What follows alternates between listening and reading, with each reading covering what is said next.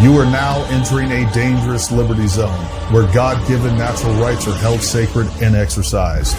This is your warning. Tyranny, fascism, and censorship will not be tolerated. Ideas will be exchanged freely. Rigorous debate and open discourse is encouraged. If you are weak and your beliefs are fragile, you should leave now. Prepare yourself. We are now live on the Dangerous Liberty Podcast. What is happening, folks? Happy Friday, everybody. TGIF. Boy, oh boy. I can't wait to see what we have coming at us today. It's going to be amazing. I mean, this is the most laughable thing I've ever... I have been dreaded this all day. Hey, luckily, here in just a few minutes, we're going to have ShadyLadyKady, a person on X. She's awesome. She's been taking the fight to Candace for a long time as well. First time I've ever done any sort of collaboration with her, so I'm looking forward to having her on. See what she has to say. Got some hot tea. All right. I want to say hi to everybody over in the chat. Make sure you guys like, subscribe. You want to support the channel, you can go down to the link below in the description. You can become a member. That really helps us out as well. I'm thinking Sunday evening, we're going to do a members only live stream. I like to do those at like an hour at a time. Give you guys a chance to just talk to me about whatever you'd like to talk about. I always provide a link so you can jump in. You can either come on just audio only or video only, but it is one of the ways that we like to give back to you guys. And if there's other things that I can do that you guys have suggestions on, let me know. Let me know. We got a lot of stuff going on in the world as well today. The other thing is going on in the world, I need a haircut. I got to schedule a haircut this weekend. I want to say hi to everybody over in the chat. We got Ben, we got iRule 2530, Disney Up, Boiler Up, Nikki 5690, the Eclectic Journalist. Eclectic Journalist, let's schedule a time next week. Let's have you on. We got a lot to talk about too. She does a lot of great work. If you aren't following the Eclectic Journalist, on her YouTube channel, make sure you guys go do that. Yeah, this is how I feel. Brace yourselves for more Candace. Thank heavens for Gary acting as a buffer. It's the only chance I have to swim. Folks, you are my buffer. You are my buffer. And also, anytime that we can get a guest host on, they are a buffer as well. I thought it was really interesting, some of the things that Jeanette brought to the table yesterday, talking about the psychology that is, and she really did a good job talking about and using Candace's own word about her history growing up and tying some of the characteristics that Candace has to her upbringing, which, you know, I think is obviously a big part of this. And I think there's more going on there. But I enjoyed that perspective and that analysis. I want to say, oh, look at that. Miss Manners, thank you for becoming a member. We appreciate you. Make sure you hit the like button. Make sure you subscribe.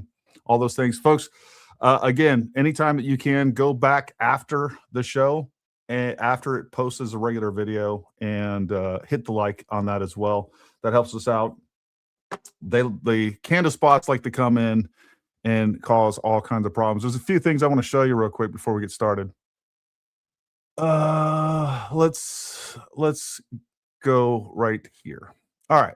So I'm always having these bots, and look, you can, if you're on X, it's the easiest way to see it. You start picking this stuff up really, really quickly. I had this bot come on to and comment somewhere on one of my posts. It's Johnny J. I just want you to see what's going on here. J Johnny 74, 30 followers. This is very common. Let's just check to see where this person is. And folks, one of the things that I would highly recommend to you, if you're on X, before you start engaging with these morons, do a quick little look at their profile before you start wasting your time. I think that's one of the things that they try to do, is they try to waste your time. And of course, discourage you, call you names, hurt your feelings. There's a lot of people out there that are very prone to that, right? That's kind of like people start pushing back on them. I'm not that guy. I don't care. All it does is encourage me. Like, you want to start talking crap to me, I'm going to post more. You want to start calling me a paid, I don't know, paid by Israel, paid by TPUSA, paid by the federal government, whatever it is, like, all you're going to do is deepen my resolve. But I want you to see what's going on here. When you start getting engaged with these people, number one, check out their profile And then specifically, I want you to go to the replies. Let's take a look at what we have with this. So number one, I want you to notice that what these will do is they're going to repost all of the Candace tropes. Anybody that is on Candace's side, that's what they're doing. They're posting and reposting. They don't have a lot of original thoughts to provide. So let's go in here and let's start seeing some of these things that become very problematic. And I'm curious if he even, oh, look at this. They went and changed them. He went and changed them. All right. So hold on real quick. I want to show you what's going on here. This son of a gun. Let me show you. I'm going to share this tab instead. He's already been going through and changing some of these things. Let me see. But this is a very common one. They're copying and pasting. Every other post is about Candace. We're right over the target. Oh, here we go. Every other post is about Candace. We are right over the target. Every other post is about Candace. We are right above the target. And I want you to look at all the people that he's targeting. These are people that have Cat Turd, Sassafras 84. We need to have her on. I actually invited her on the other night and she was sick. Colonel Kurtz, who we've been on her show, and I think I've had her on. I don't know about that. But again, we are right over. Every other post is about Candace. We are right above the target. Every other post is about Candace. We are right above the target. Every other post is about Candace. We are right above the target. Every other post is about Candace. We are right over the target. Every other post is about Candace. We are right over the target. Every other post is about Candace. We are right over the target. And it goes on and on and on and on. And you can see these things. He's hit me multiple times. But you'll see this if you click on their profile and go to the replies. And a lot of times what you'll find are these accounts that have never posted. All they've ever done is do exactly this. They're going through, they're upvoting Candace and all of her surrogates, and they're going around and they're just harassing all of the opposition. Like, who does this? There isn't a person that actually does this. I'm telling you right now, this stuff is extremely, extremely artificial. And you can look right. This says it all right here. All right. This is Candace followers. This is what we got going on. And this is a classic example of a sock bot. And this is what I'm talking about, folks. They pay for, there's lots of people that get paid to do this, both here in the United States and abroad, where they literally have 50 phones just like this. It's a real person. It's not the original, what we normally think about as a bot. It's a computer program that's acting as an account, multiple accounts. These are real people interacting, but it's just not real engagement. And this is what we're dealing with. And they've been tasked what to do. Go out, harass these people, continue to repost the Candace followers, Candace herself. There's a lot of artificial stuff going on, and there's more and more evidence of that coming to bear as we go along. So I wanted to share that with you guys. And the left, and I'm putting Candace in there, the left understands how to use social media and how to weaponize it. And we on the right, we just don't engage in that. That is something that, like, I want everything that I do to be organic. I wouldn't even pay for these boostings. And most conservative creators, I don't care if you're talking about the Michael Knowles, like these big accounts, Benny Johnson, like, that's just not something they engage in. But we know the left is willing to do that because they're all about winning at all cost. And that is very, very clear of what's going on with Candace as well. Like, there is no shame in their game whatsoever. I did want to just for giggles, I want to show you, let me see if I can find this person that I was going back and forth with earlier. And also to show you just what we have going on with these. Here we go. This is her right here. So I posted this whole thing about the bot. She responded. I don't even know if she's real or not, but I engaged with her. Let's look at her again. 18 followers, September 2021. All right, this is I almost guarantee you this is a sock bot.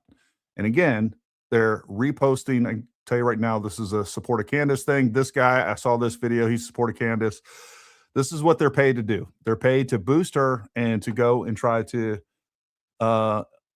discourage people that are talking against her. Bot or no bot, they're not lying, unlike you. Gary, wasn't your podcast all about gun stuff? Why is your whole media about Candace truly found your grift? Number one, I said, name a lie I've told. No, my podcast was never just about guns. I've always covered politics, current events, and did an in-depth investigation into Butler as well. You're not very informed, but I'm not shocked by that. Okay, now name a single lie that I've stated. I'll wait. You said that Charlie was shot with a 30-06. Not very clever for a gun dude. We've covered that. I like how Perfect Princess here that knows nothing about guns is going to tell me what can or cannot happen with a firearm. You said the children in the photo was Charlie's children's boy was way too big to be Charlie's son. The photo that I showed was the photo that I showed. I never said it was his child or not. All I did was post it.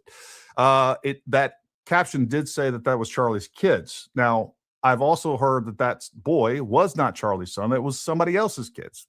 It's a moot point, but it's one of the things that they're going to lock into and try to turn that into a lie. And there's another one of those that we're going to take a look at in just a second. You said that Mitch Snow wasn't at the fort and he wouldn't be allowed to be on the fort. First of all, okay, if you're a veteran, you can get on most. As a matter of fact, as a civilian, you can get on most Army bases. Some are harder than others. Really doesn't matter. I never said that. That's the point. You said Mitch Snow wasn't at the fort and he wouldn't be allowed to get on the fort and that he didn't see Erika. I did say that he didn't see Erika because we never have any proof of that. And my reply was, you're factually wrong on multiple of those. But I said that Mitch Snow wasn't at Fort Huachuca and wouldn't be allowed on the fort. Are you sure about that? And here's the video. And this is the whole trope. This is a false narrative that Baron Coleman has created and continues to push, that I said that Mitch Snow was never at Fort Huachuca. Well, let's check the record. This is long before he stayed at a freaking Best Western somewhere near Fort Huachuca. None of that matters. What matters is you confirm what he's saying. Or anything. I mean, she confirms nothing. Let me put some context here. So, number one, this is before I had Mitch Snow's sons on. Mitch Snow and I had a conversation 2 times via phone, both of which we talked about him getting the phone call from the MPs at Fort Huachuca. I was not surprised by the fact that he got a call from Fort Huachuca. That's how they want to frame it. And then they want to sit there and say, and this is prior to this, and then they want to sit there and say that I never said he was at Fort Huachuca. Ever. I mean, that's the problem with all this stuff. So there's that. I don't doubt that he was, matter of fact, I'm quite sure he was down at Fort Huachuca. That doesn't mean anything. So for those of you who don't know, Candace Owens shared this, I don't know, as proof that Mitch Snow was there. And again, I don't doubt that Mitch Snow was there. And then she gives you this trash right here and says, oh, this is proof that the entire thing happened. I don't care if Mitch was at Fort Huachuca. All right. The reason he got detained is because, well, there's a lot of weird stuff going on with him. So anyways, I just, I'm blown away at the cognitive dissonance of the Candace crowd. They demand so much proof from all the accused, but they demand zero proof from the accuser.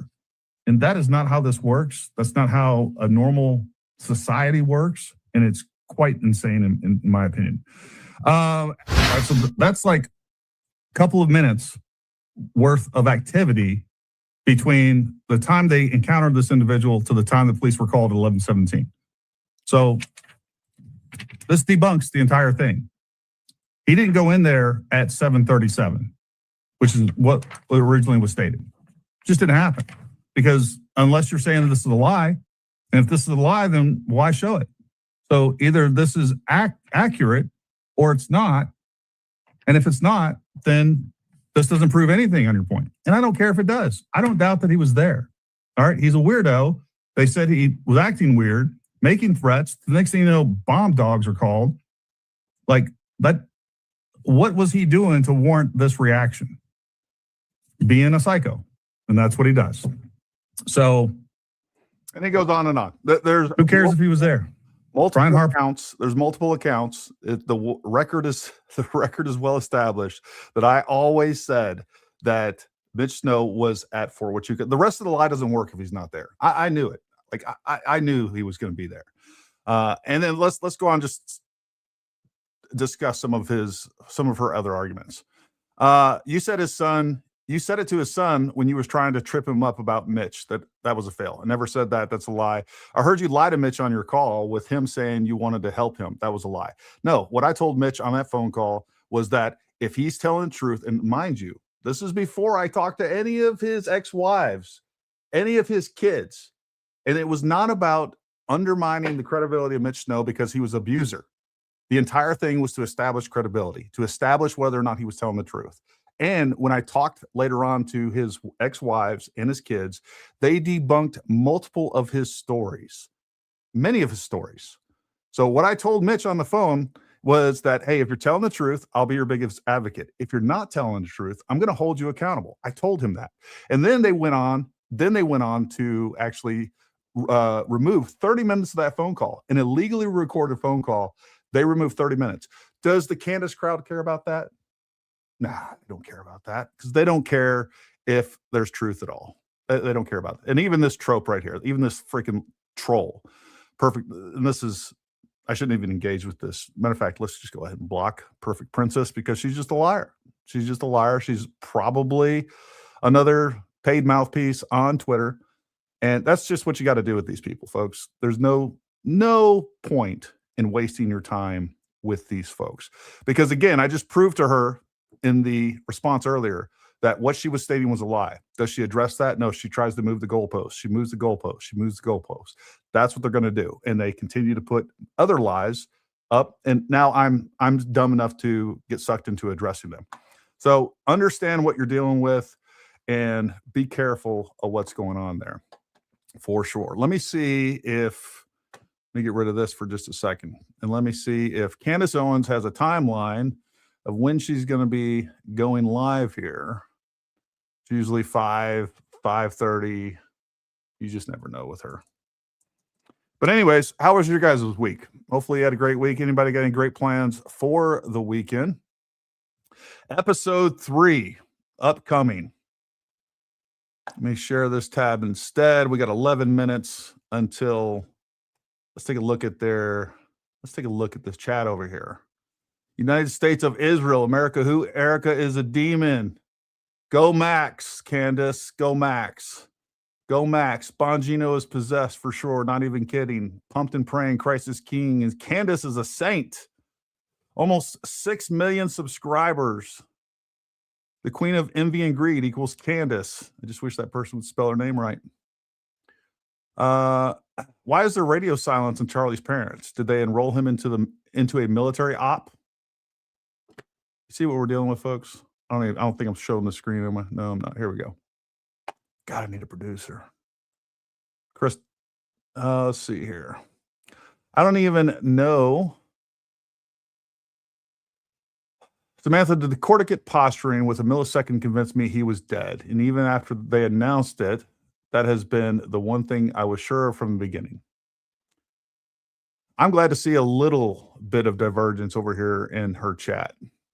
Who thinks Erica took the basketball picture of Charlie and the ex-boyfriend? Like the stuff that they come up with.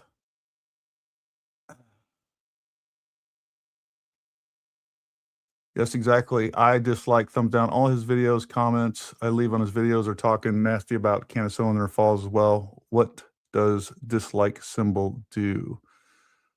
I'm curious to see who she is even responding to.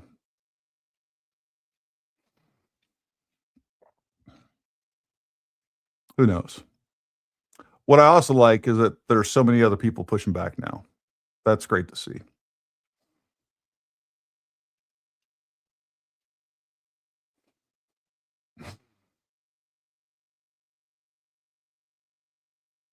Anyways, ShadyLadyKady will be here in just a minute and we'll get started. The other thing too, I did want to show you this real quick. Let me see if I have this up. Where was it?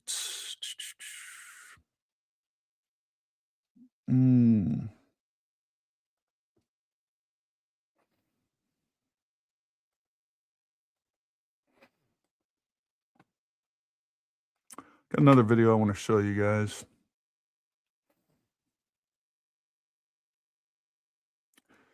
See if I can find it.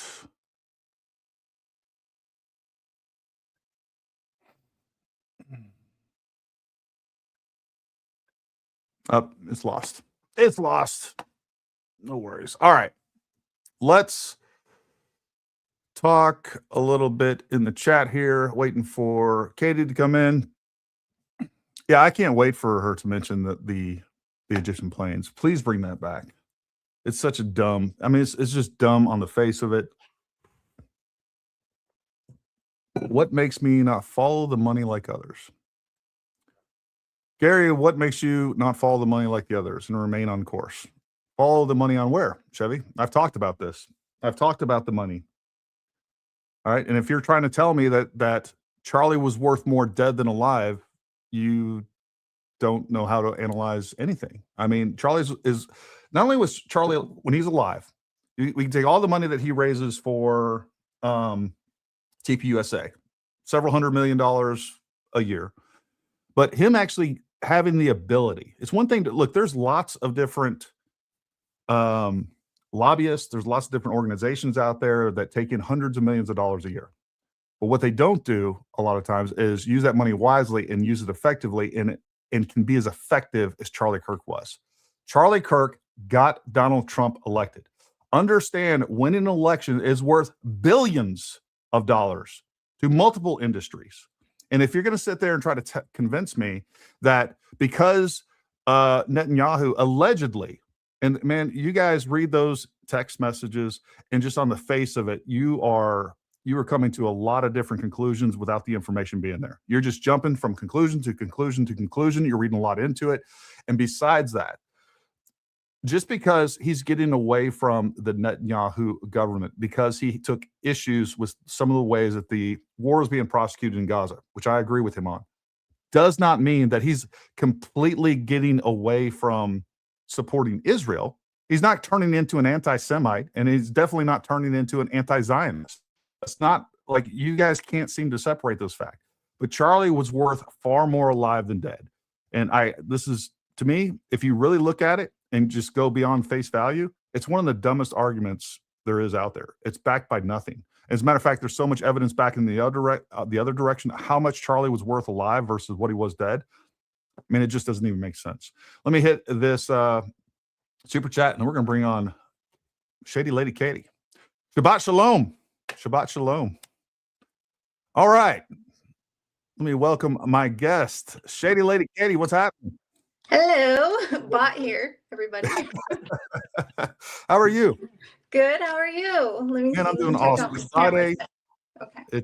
It's Friday. We got another amazing Tumu docu series to look at that's no different from all her other podcasts. It's gonna be fun. I'm just excited. If you will, take a moment and introduce yourself to everybody. Well, I'm ShadyLadyKady, everybody. I'm a real person, so hello. And I have been off social media for, I want to say like 2023. So I had my TikTok account, but it was kind of like a bot account, hence my name, ShadyLadyKady.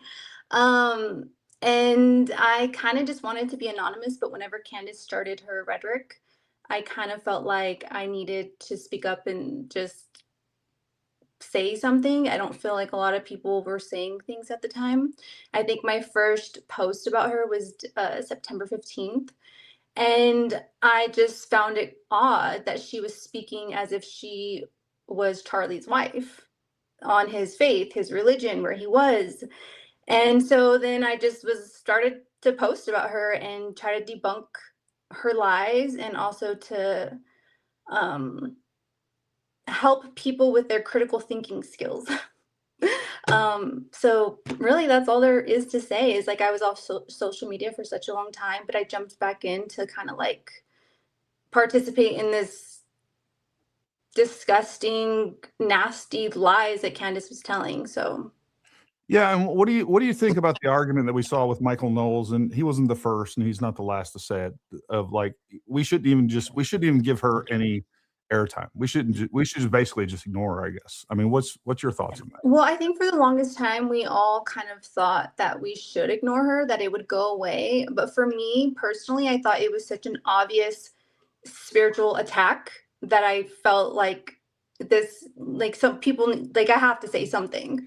And I think at times I thought, I need to this is just because it was affecting me. It was starting to affect me and like my mental space, my mental capacity. And there was times when I'm like, it's pointless. Like, why am I even continuing this? And so I can see where people would want to ignore it, but it's been 6 months. I didn't think I would be doing this for 6 months, and it hasn't gone away. So I think ignoring it, like, I don't think has done anything for anybody. Yeah, no, I agree. I like we don't take that approach with anything else. And I was shocked to see Michael Knowles come out and say that. Like, again, we don't do that with the left. We don't do that when we kind of did when they were pushing all this trans activist stuff on us in schools and everything else. For a long time, I think conservatives were hesitant to speak out against that, but that didn't make the problem go away. And it didn't isolate the problem just to blue states and blue cities. I mean, that was being spread across, especially with the Biden administration. We had those policies being implemented at the federal level into Title IX and Title X and everything else. So, like, I don't know. I just don't get it. I don't get anyone out there, especially when your entire platform is built on calling out what you would probably describe. Michael Knowles, I would assume, describes that the left is evil and destructive to this country. And that's what his entire platform is. That's the way that he makes his living. But we should isolate this one incident and take a completely different approach with it. Like, that doesn't make sense to me. No, it doesn't. I think he's also friends with Candace. Well, I know that he's a godfather to one of her children. So I think he feels some sort of loyalty. And I know at the beginning he did speak up. I want to say he was at a TPUSA event in October or November. He didn't say Candace's name directly because him and Tatum never do. But I know he kind of was like, nobody should be speaking up for Charlie and what Charlie felt, what Charlie thought, and now that he's gone, Charlie's not here to defend himself, So he did speak up briefly, but then after that, he just hasn't said anything. Yeah. No, and he was one of the, again, I think Graham Allen was calling him out specifically, and Benny Johnson, and I mean, many, many more. Tatum seems to be getting a little bit more aggressive. His wife, I don't know if you've seen his wife on Instagram, but she's been very vocal against Candace. Well, good for her. Yeah, because at first I was like, because I thought Tatum, he had mentioned that his wife, like his family's friends with her family. So it was assumed that it was like his wife was kind of defending Candace. But now his wife, if you follow her Instagram, she is very vocal about what Candace is saying. So I think he's kind of come around. Well, that's good. At least one person in the family has balls. I'm glad to see that. Yeah. I'm still trying to get a hang of this because I'm like trying to figure out where to look on my camera. That's okay. I don't want to look like I have a lazy eye or like I'm cross-eyed or something. I'm like, where do I look on this thing? Because I'm so used to doing TikToks, and so when you do TikTok, you like look at yourself. Mm-hmm. You don't like look at the camera. You know what I mean? See, I don't do TikTok. We have a TikTok account, and I had a social media guy posting there quite a bit. It was doing fine. It was doing great. They were pulling down a bunch of videos because it was gun-related stuff. But regardless, I personally don't do TikTok. Don't mind me if I'm adjusting my hair and stuff, guys, because I'm trying to look presentable here. Folks, they just pushed back. It was 11 minutes till they pushed back the start time back to 5:45 now. So we got 14 minutes and 3 seconds before they're going to start. It's tough for Candace to start on time. Mad Hatter AC says a lot of people did ignore her for the first 30 or 40 episodes, but now that we're at 70 and 80 zone, something's got to be done. I agree. Yeah, it was nice to see that Matt Walsh came out and very aggressively prosecuted the case against her. I think he did a great job on that. I would like to see more people do that. Yeah, ignore evil, and it grows and spreads. It has to be engaged with. I agree. Gary definitely needs a producer, 100%.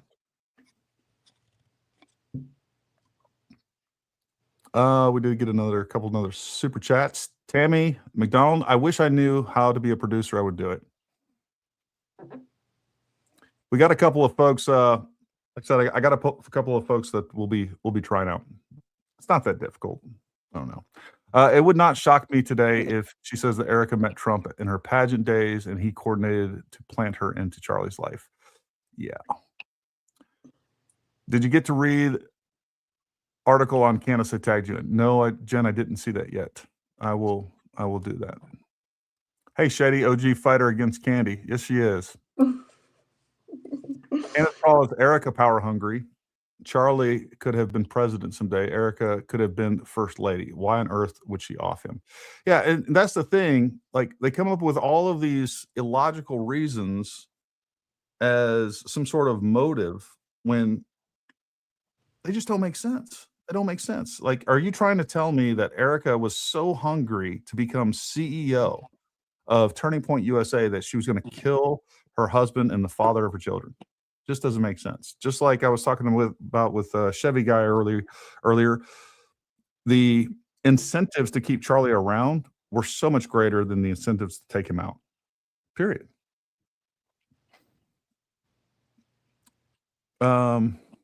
Thank you, and God bless you and your guests. Thank you.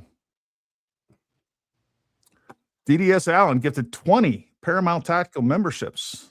That was awesome. Thank you very much.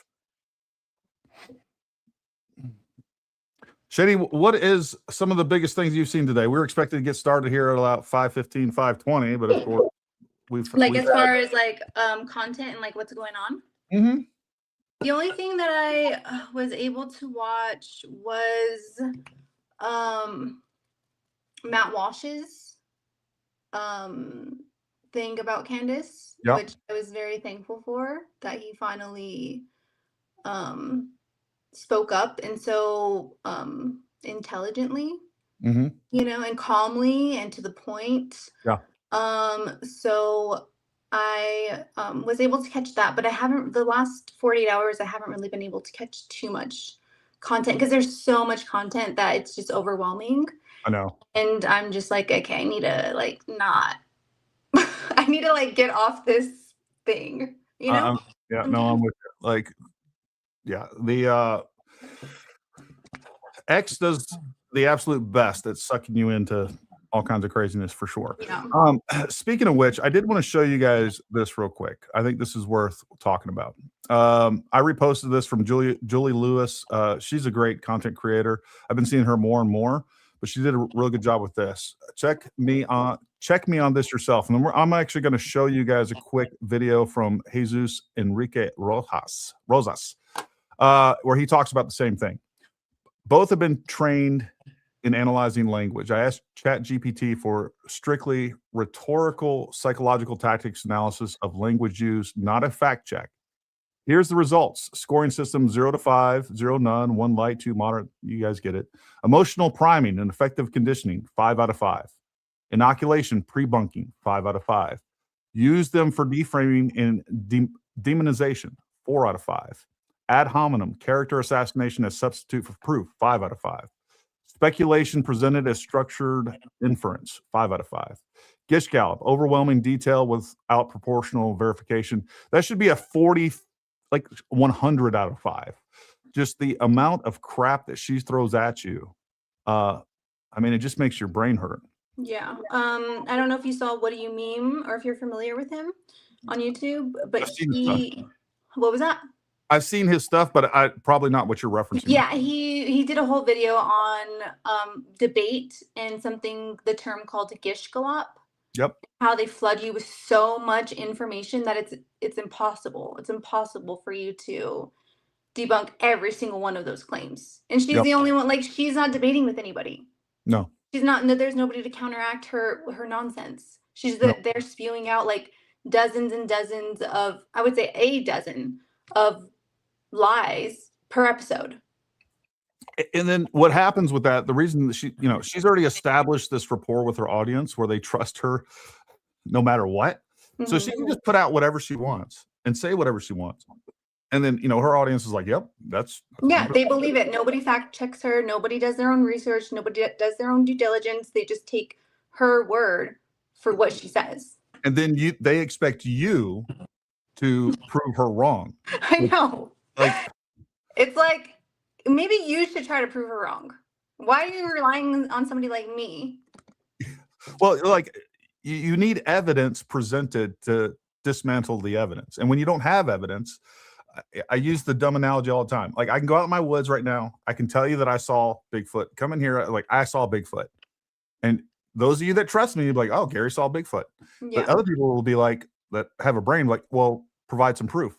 Well, no. You got to prove to me that I didn't see Bigfoot. You got to prove the negative. And that's why we don't do this, because it's illogical, it's dumb. This is well established in our society. But yet we've flipped society upside down for Candace Owens. And now, you're not. It's so much nonsense that there's times when I'm just like, this is making me dumb. Like, why am I trying to explain basic common sense and basic, like, paragraphs or whatever? Like, why am I doing this? And it just is like, I just realized that there's just so many people that are just not, I don't know. It makes you kind of sad. It does.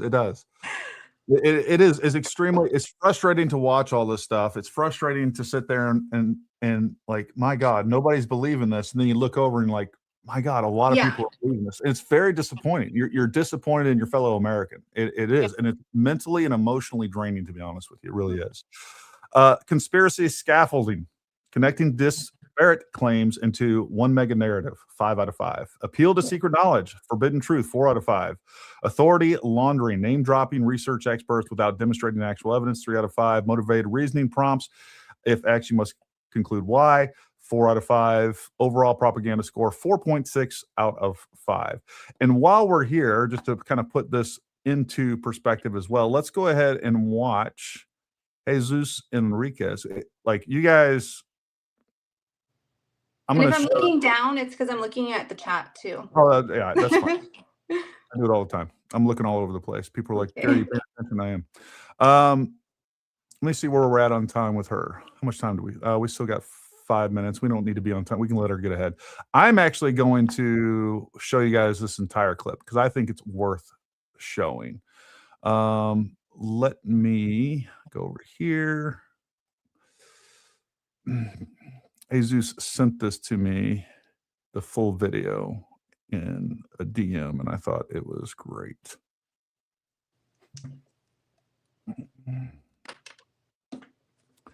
So what state are you in, Shady? I'm in the Midwest. Okay, fair enough. Would you call it the Midwest? I don't know. I'm in a very dry. You are in an undisclosed state. I'm in Arizona. Oh, okay. Oh my God, that means for sure you're paid by TP. You are paid by TP. Just kidding. I'm not in Arizona, you guys. Just joking. That's hilarious.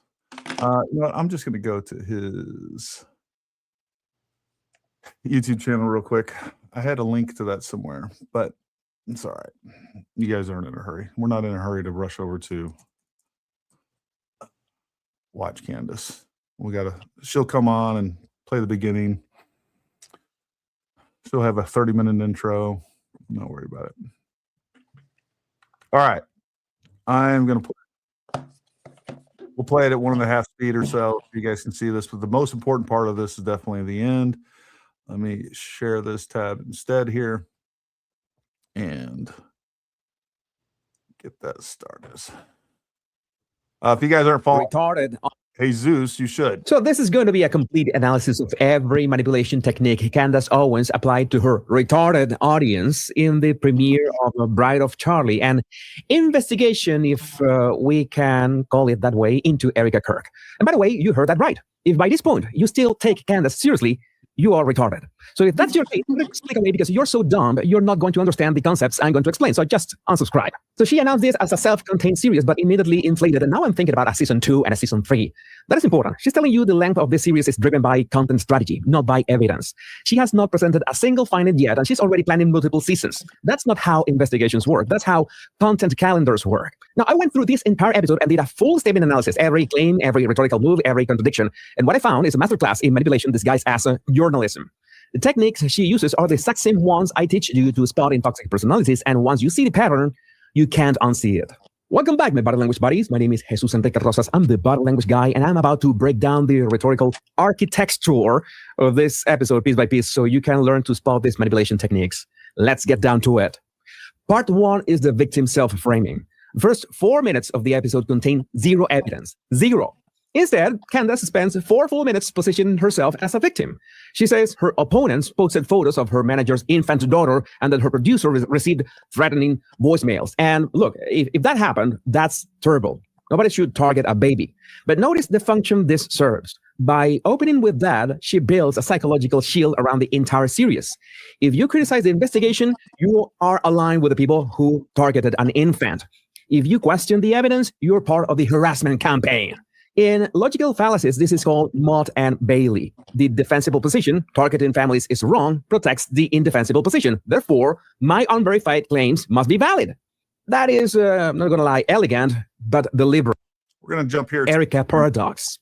The single most devastating problem with this episode is one that Candace cannot escape because it's internal. Within the same 64 minutes, she presents 2 Erikas that cannot coexist. Erika number 1, the mastermind, comes from Lane's letter.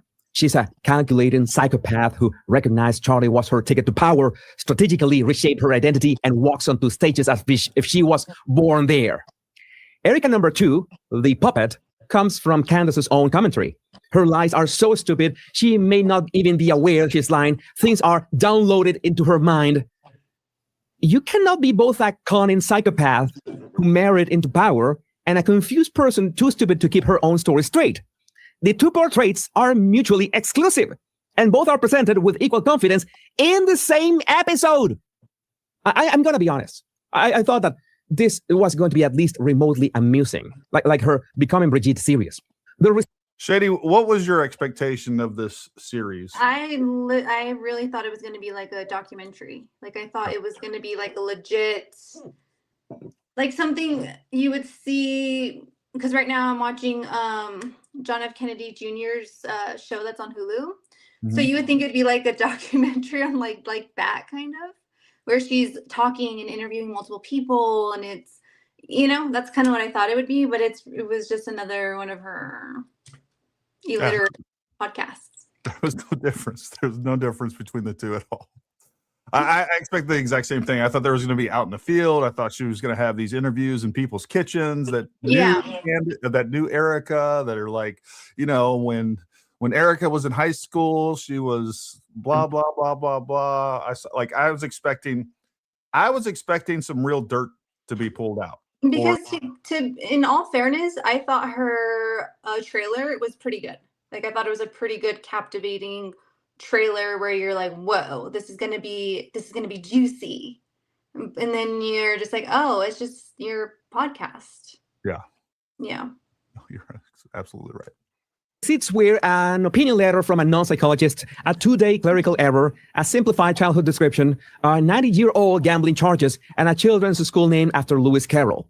None of it, individually or collectively, none of it constitutes grounds for questioning anyone. And the most revealing moment might be Candace's own words at the end.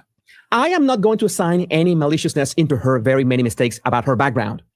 That comes after 55 minutes of doing exactly that. The disclaimer is not a genuine caveat. It's legal insulation. The audience has already absorbed the narrative. The damage is done. The caveat exists to prevent any lawsuit. And I must address her audience again. I don't want to... This is my favorite part, folks. I cut this and posted this on X. If you haven't seen this, and I think there's some rhetoric here and some terms that we need to adopt and that need to become part of everyday language, especially when it comes to describing Candace Owens and her followers. Drive the point home again. Yeah, you're a bunch of retards.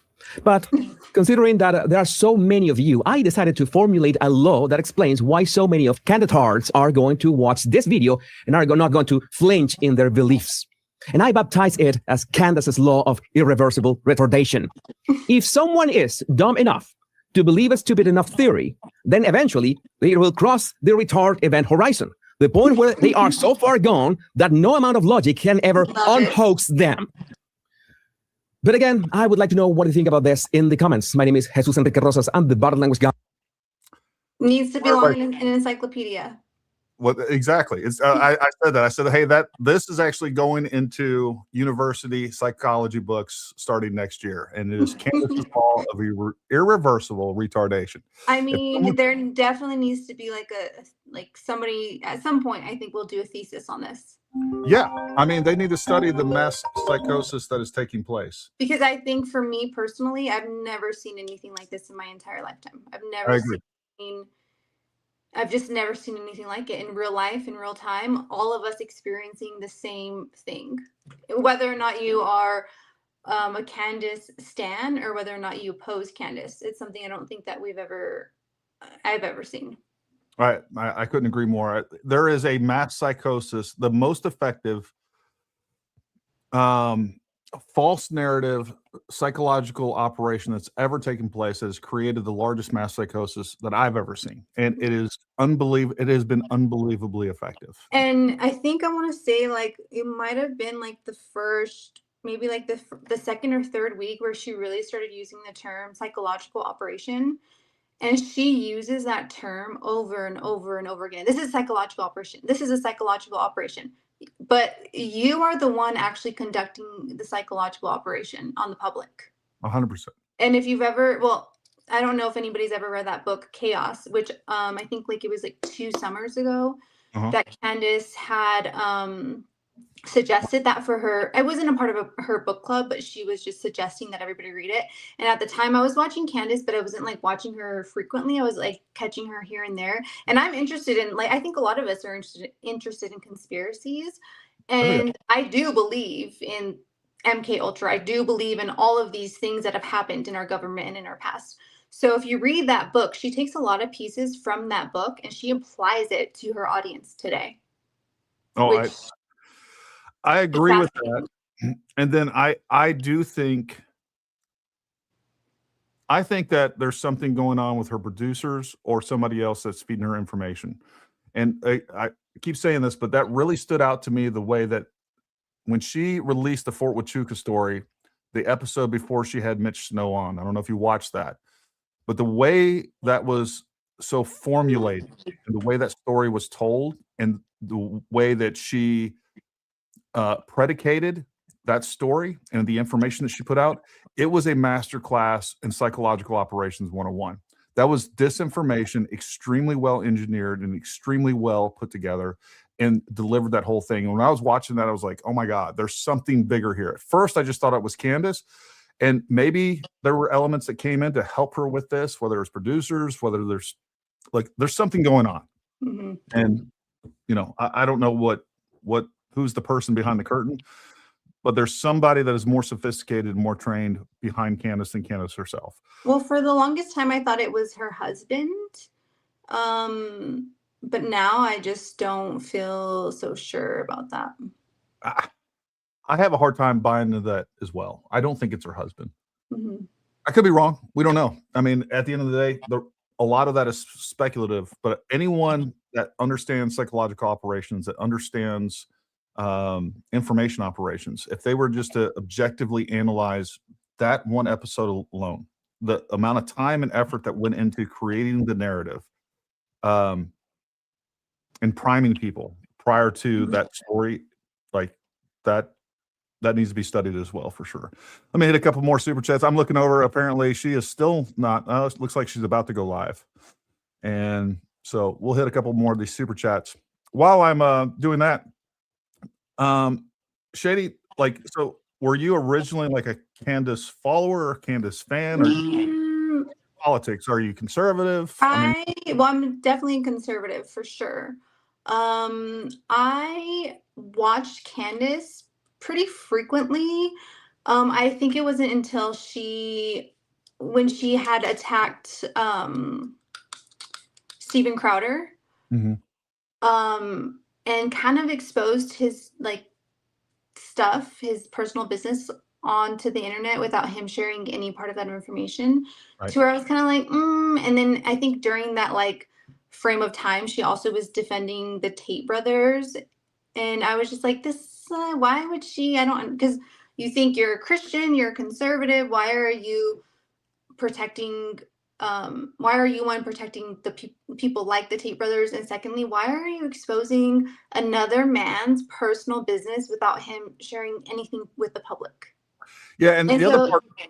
Oh, I'm sorry. Go ahead.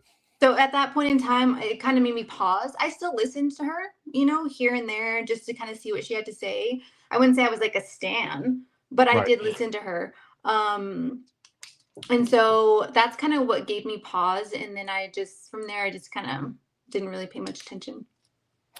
The thing that struck me with the Steven Crowder, and I was both with Candace, I guess I was more of a fan of Candace as I was Steven Crowder. Not that I had anything against Steven Crowder, but I watched him. It's kind of neutral. Like, oh, he's a talking head on our side, right? I wasn't a huge fan of. I wasn't a huge fan of his either. I just found it odd that she would just expose somebody's business like that. Well, the thing was, it felt malicious. It didn't feel like a piece of journalism. It felt like a hit piece. Yes. And shots fired on our own side. Like Steven Crowder and everybody else on the right, they have enough of the left trying to expose them and turn them into these monsters without our own people doing it. And you're right. That was the first time I was like, I'm not a fan of what she's doing here. And then she invited his estranged wife onto her podcast. It's like, okay, you know what I mean? At that point, it's like, and then I think she even said that Jeremy had advised her not to dig into it, just leave it alone, like it's not your business. And she continued to further expose him, I guess. It wasn't a story. Look, anytime and look, I'm sure there's many people in the audience right now, you've had some bad breakups, you've been through divorce. It's never clean. Yeah, it's never pretty. It's not fun for anybody. No, if there was a camera on you and your significant other or whatever else going through all that, neither one would walk away proud of the things they did, they said, everything else. Yeah. And it's we've all gotten in fights with our significant others. We've all said things that we wish we wouldn't have said. Yeah. And she just is very she's just so much better than everybody else. Yeah. And clearly she's, possessed. Yeah, there's definitely an element of inhumanity that comes across on her shirt for sure. Miranda Sincera says, just wanted to thank you, Gary, for inspiring me to go vote today with your live stream yesterday. It was the push I needed. God bless you. Well, look, man, right there. Thank you, Miranda, for sharing that. If that didn't, that right there, everything that we've done, that makes it worth it to me. And this is something too, Shady, that I've been pointing out, the fact that all of this is a multifaceted psyop, and one of the objectives of the psyop is to blackpill people, to stop them from voting in the midterms. Yes. And it's a huge push, and it's been effective, and it's probably effective enough to dramatically affect the midterms. It doesn't take much. Like a lot of these midterms and these House and Senate seats are won by just a few votes, and if we can get 5% of the conservative voters to not go vote because they feel disenfranchised, they're disillusioned by everything else that's going on, without looking at all the positive things that the Trump administration and ultimately TPUSA has done, and people are feeling like they're on the side of evil, which is kind of the intent. Yeah. We're going to stay home, and we're going to lose the midterms. Yeah. And I've tried to stay out of politics the last few years, just because I feel like it's just, I think it's vile. I think it's just something that's nasty. And in some ways, I do think it's low-hanging fruit for content creators, because you can kind of just spew out whatever you can just say whatever. Yeah. And without any knowledge of what you're even talking about. So I've kind of tried to stay out of it. But when it comes to Candace, politics kind of comes with the territory. So I've been kind of forced to pay attention a little bit more. to what's going on, but I don't think the general public does, to be honest with you. I agree. And if nothing else, hopefully that's some of the good that will come out of this. Like, there's so many things politically and from a societal standpoint that are wrapped into what Candace is doing and all of her surrogates are doing. It definitely opens my eyes even clearer to how so many things are interconnected with politics, and hopefully everybody else out there, like, all these things matter. Yeah. And I know that we're not all going to be able to sit around and watch every piece of information that comes out on X or the news or whatever else, but understanding what's happening within your country, both from a political and societal standpoint, is really important. I think it starts, for me, I think it starts with my neighbor. It starts with my neighbor. It starts with my family. It starts with my friends. It starts with my community. And I would rather focus on my friends, my family, my neighbor that literally lives right next door to me than to, I don't know, just make it a macro influence.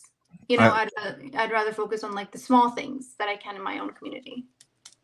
Yeah, and I actually think that, you know, that is a vulnerability of the right, because most of us on the conservative side, that's all we care about. Like, all we're trying to do is have a good life, go to work.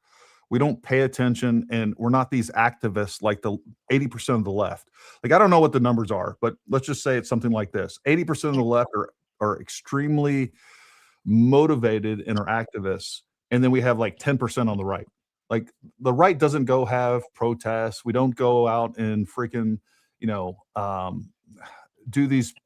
do all the things, and there's not as nearly as many as on social media out there just slandering the opposition like we see, and we don't see as nearly as much money behind that as we see on the left. The Harry Sissons out there, freaking, like, you can name a bunch of creators that all they do is just spew. And they're so young. Like, Harry, how old is he? He's like 21 or something like that.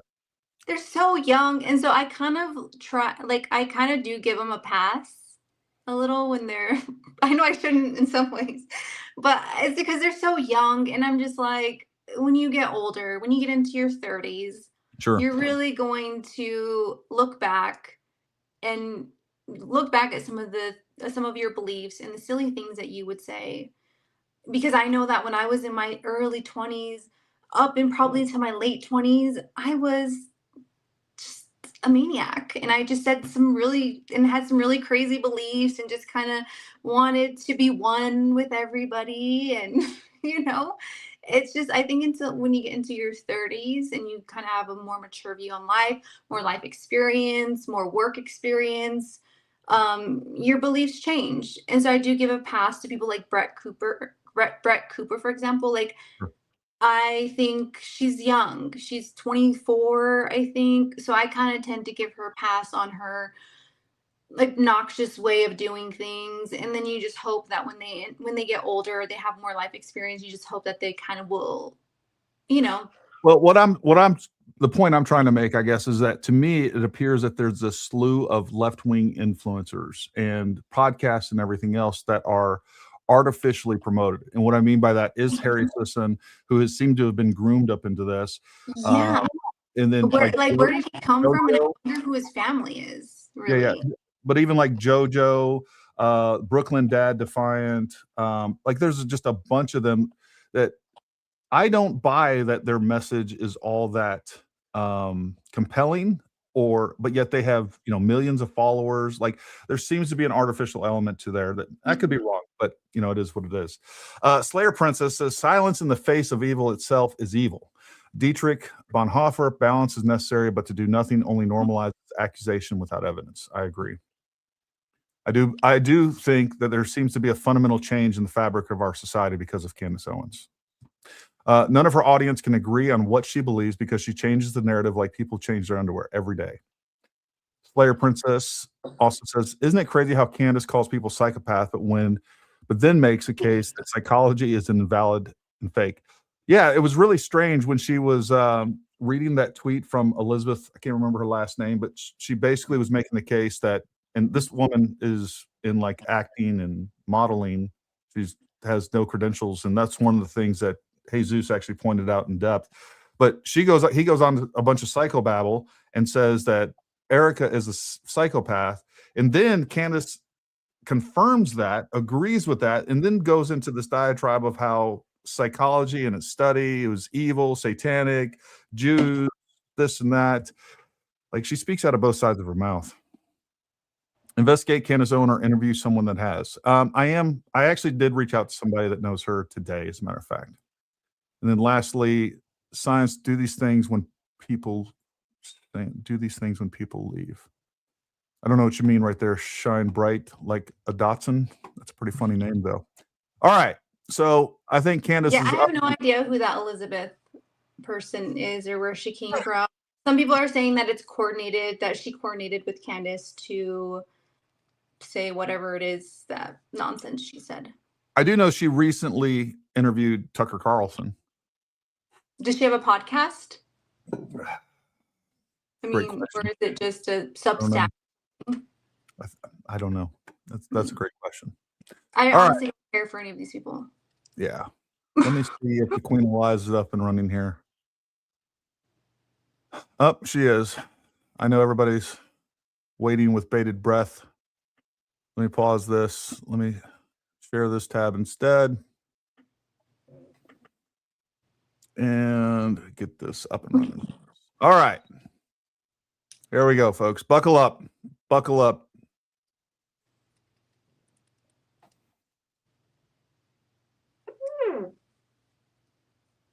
It's Happy Friday. We are going on a journey. Journey is right. A journey. So yesterday we told you that by all accounts, the voice that is in Erika's ear is Lori, her mother. Lori is the pusher, consigliere. Now, as a part of the public psychological campaign, Erika has been curating videos to remind us that her mother is very ill. I don't dispute that. I do dispute that Erika was with her on September 10th receiving a treatment, but we'll get to that later. Not important for today. Lori Franz-Faye, despite being ill, has recently been put on the board of Superfeed Technologies along. Let me hit this. I just realized I missed the super chat. S. Brown says, Farmer is the Candace Owens podcast president, a market research analysis. Don't you think he has the power behind the lunacy? He is the power behind the lunacy. You're probably right. You're probably right. I mean, he's definitely involved. I just don't know to what extent. I guess there's some things about him that I am hesitant to say that, and they're probably assumptions that are incorrect, to be honest with you. So you're probably correct on that. He's definitely involved in some manner, and it could be much more in depth than we understand, for sure. Alongside Turning Point Actions COO Tyler Boyer, shady dude. They're effectively then business partners. They have been for a while, actually. Lori was at first a director over at Superfeed. Rumors have been swirling online that money from Turning Point Action has been routed into Superfeed. Now, I'm not a forensic accountant, so I can neither confirm nor deny that. The point is, what I want you to take away here is that these two are okay? And we earlier broke the story that Tyler Boyer is, among other things, allegedly taking Turning Point into the business of real estate in particular. It might be relevant then that we learn a little bit, a thing or two, about a witness to Lori's frankly bizarre divorce documents that we went over. Now, I know, she's a grieving widow. She's a grieving widow. They're required that I say that. And we are therefore not allowed to speak about her Turning Point family or why the hell her mother was ever put on any board in the first place. But you know what? Billions of dollars are on the line, so I'd like to mark myself safe from being emotionally manipulated by Operation Erika Bird. Welcome back to Broad Erika. We have nothing to hide.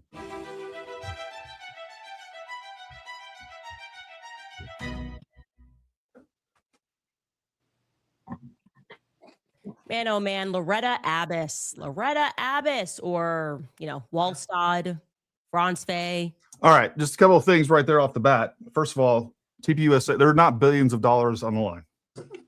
TPUSA is worth around $230 million the last I checked. Again, it's always these small exaggerations that she continues to push into. And there again, just like Jesus talked about at the end of that video, she alleges these things. Oh, I can't confirm or deny it. but you already seeded the audience with that suspicion. Yeah. And she does this all the time. She's a And pocket watcher. She's like obsessed with how much money that they're making, how much money they have, because she wishes that she had that money herself. yeah. Well, the ironic thing is, according to like her husband, his net worth is pretty close to what TPUSA is valued at. So Well, I think that, like, to be honest, I think her husband's net worth is based upon his father. I agree. His father's finances. Yeah, that's true. I just don't know why she did it yesterday's episode too, where she was talking about billions of dollars. There's not billions of dollars at stake. So, but just like I also pointed out, I do think the value that Charlie brought to the table is worth billions of dollars. Yeah. Imagine how much money is spent in a presidential campaign. It is billions of dollars. Yeah. And the fact that he can move the needle as much as he did is worth billions of dollars. The value of what he was able to do is greater than the money actually spent to get him to do it. And Absolutely. And anytime that you want me to stop or anything like that, Shady, just let me know. Just speak up and I'll hit pause. Of course, I'll hit pause when I decide that I want to hit pause too. Yeah, of course. Quinta, something ain't right. Too many LLCs, too many households, always lurking behind her daughter, shady divorce docs, curated content. Even the lawyer on those shady divorce docs, Rebecca Kay, may she rest in peace. But even she was involved with horse racing. Is everybody somehow maybe connected to gambling? I want to know. All I know is that with mom, the vibes are not vibing for me. Okay. Lottery tickets flying in the air with her grandma, grandparents. Well, on Monday's episode. I mean, what, again, just absolute gross exaggeration of nonsense. But her viewers are going to be like, yeah, yep. Lottery tickets. We got a picture of lottery tickets being printed from the 1940s. It all makes sense. It's just the vibes aren't vibing. Or I guess earlier this week, Wednesday's episode, we went through Lori and Kent's divorce documents, right? The only 2 out of about 6 or so documents that were available. And we determined that something wasn't right. 4 different dates to the alleged wedding between Lori and Kent, an unnotarized childcare agreement, plus a different date for Erika's birthday than the one initially listed in the Cincinnati News. November 22nd across 4 sets of documents. But we caution people at home, but hey, there's other docs. Therefore, it's plausible that those remaining documents made some necessary changes. Caution, I said, caution. But you guys don't listen. One of you guys went ahead and tore the caution tape down, sent to me all the remaining documents. And those were interesting. I'll have you know that Erika's birthday on all of them is November 22nd. Yeah, it is. Her name is spelled differently a few times too.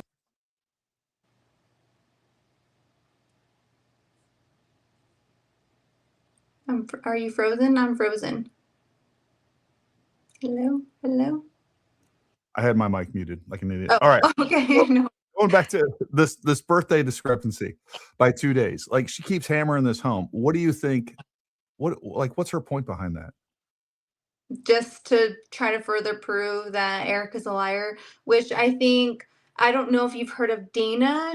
I think she goes by the handle Dana Dash, but her handle is Rotting Jewels on YouTube.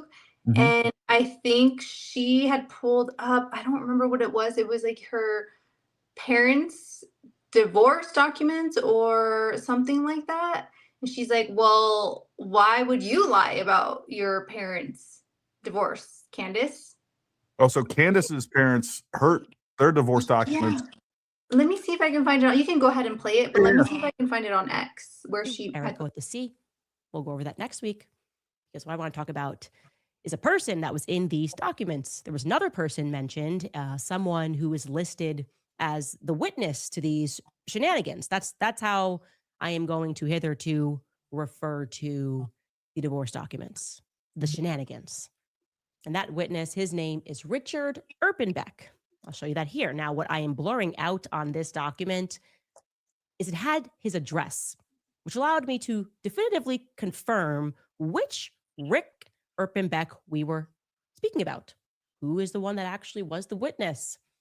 Erpenbeck, by the way, anybody that's gone through following any of the people on X that have been deep diving alongside me, you will know that Erpenbeck is not an unusual name when it comes to Lori's businesses. This is actually the family that she uses many times to either notarize or to flat out incorporate her very many LLCs, regarding which I just want to say this.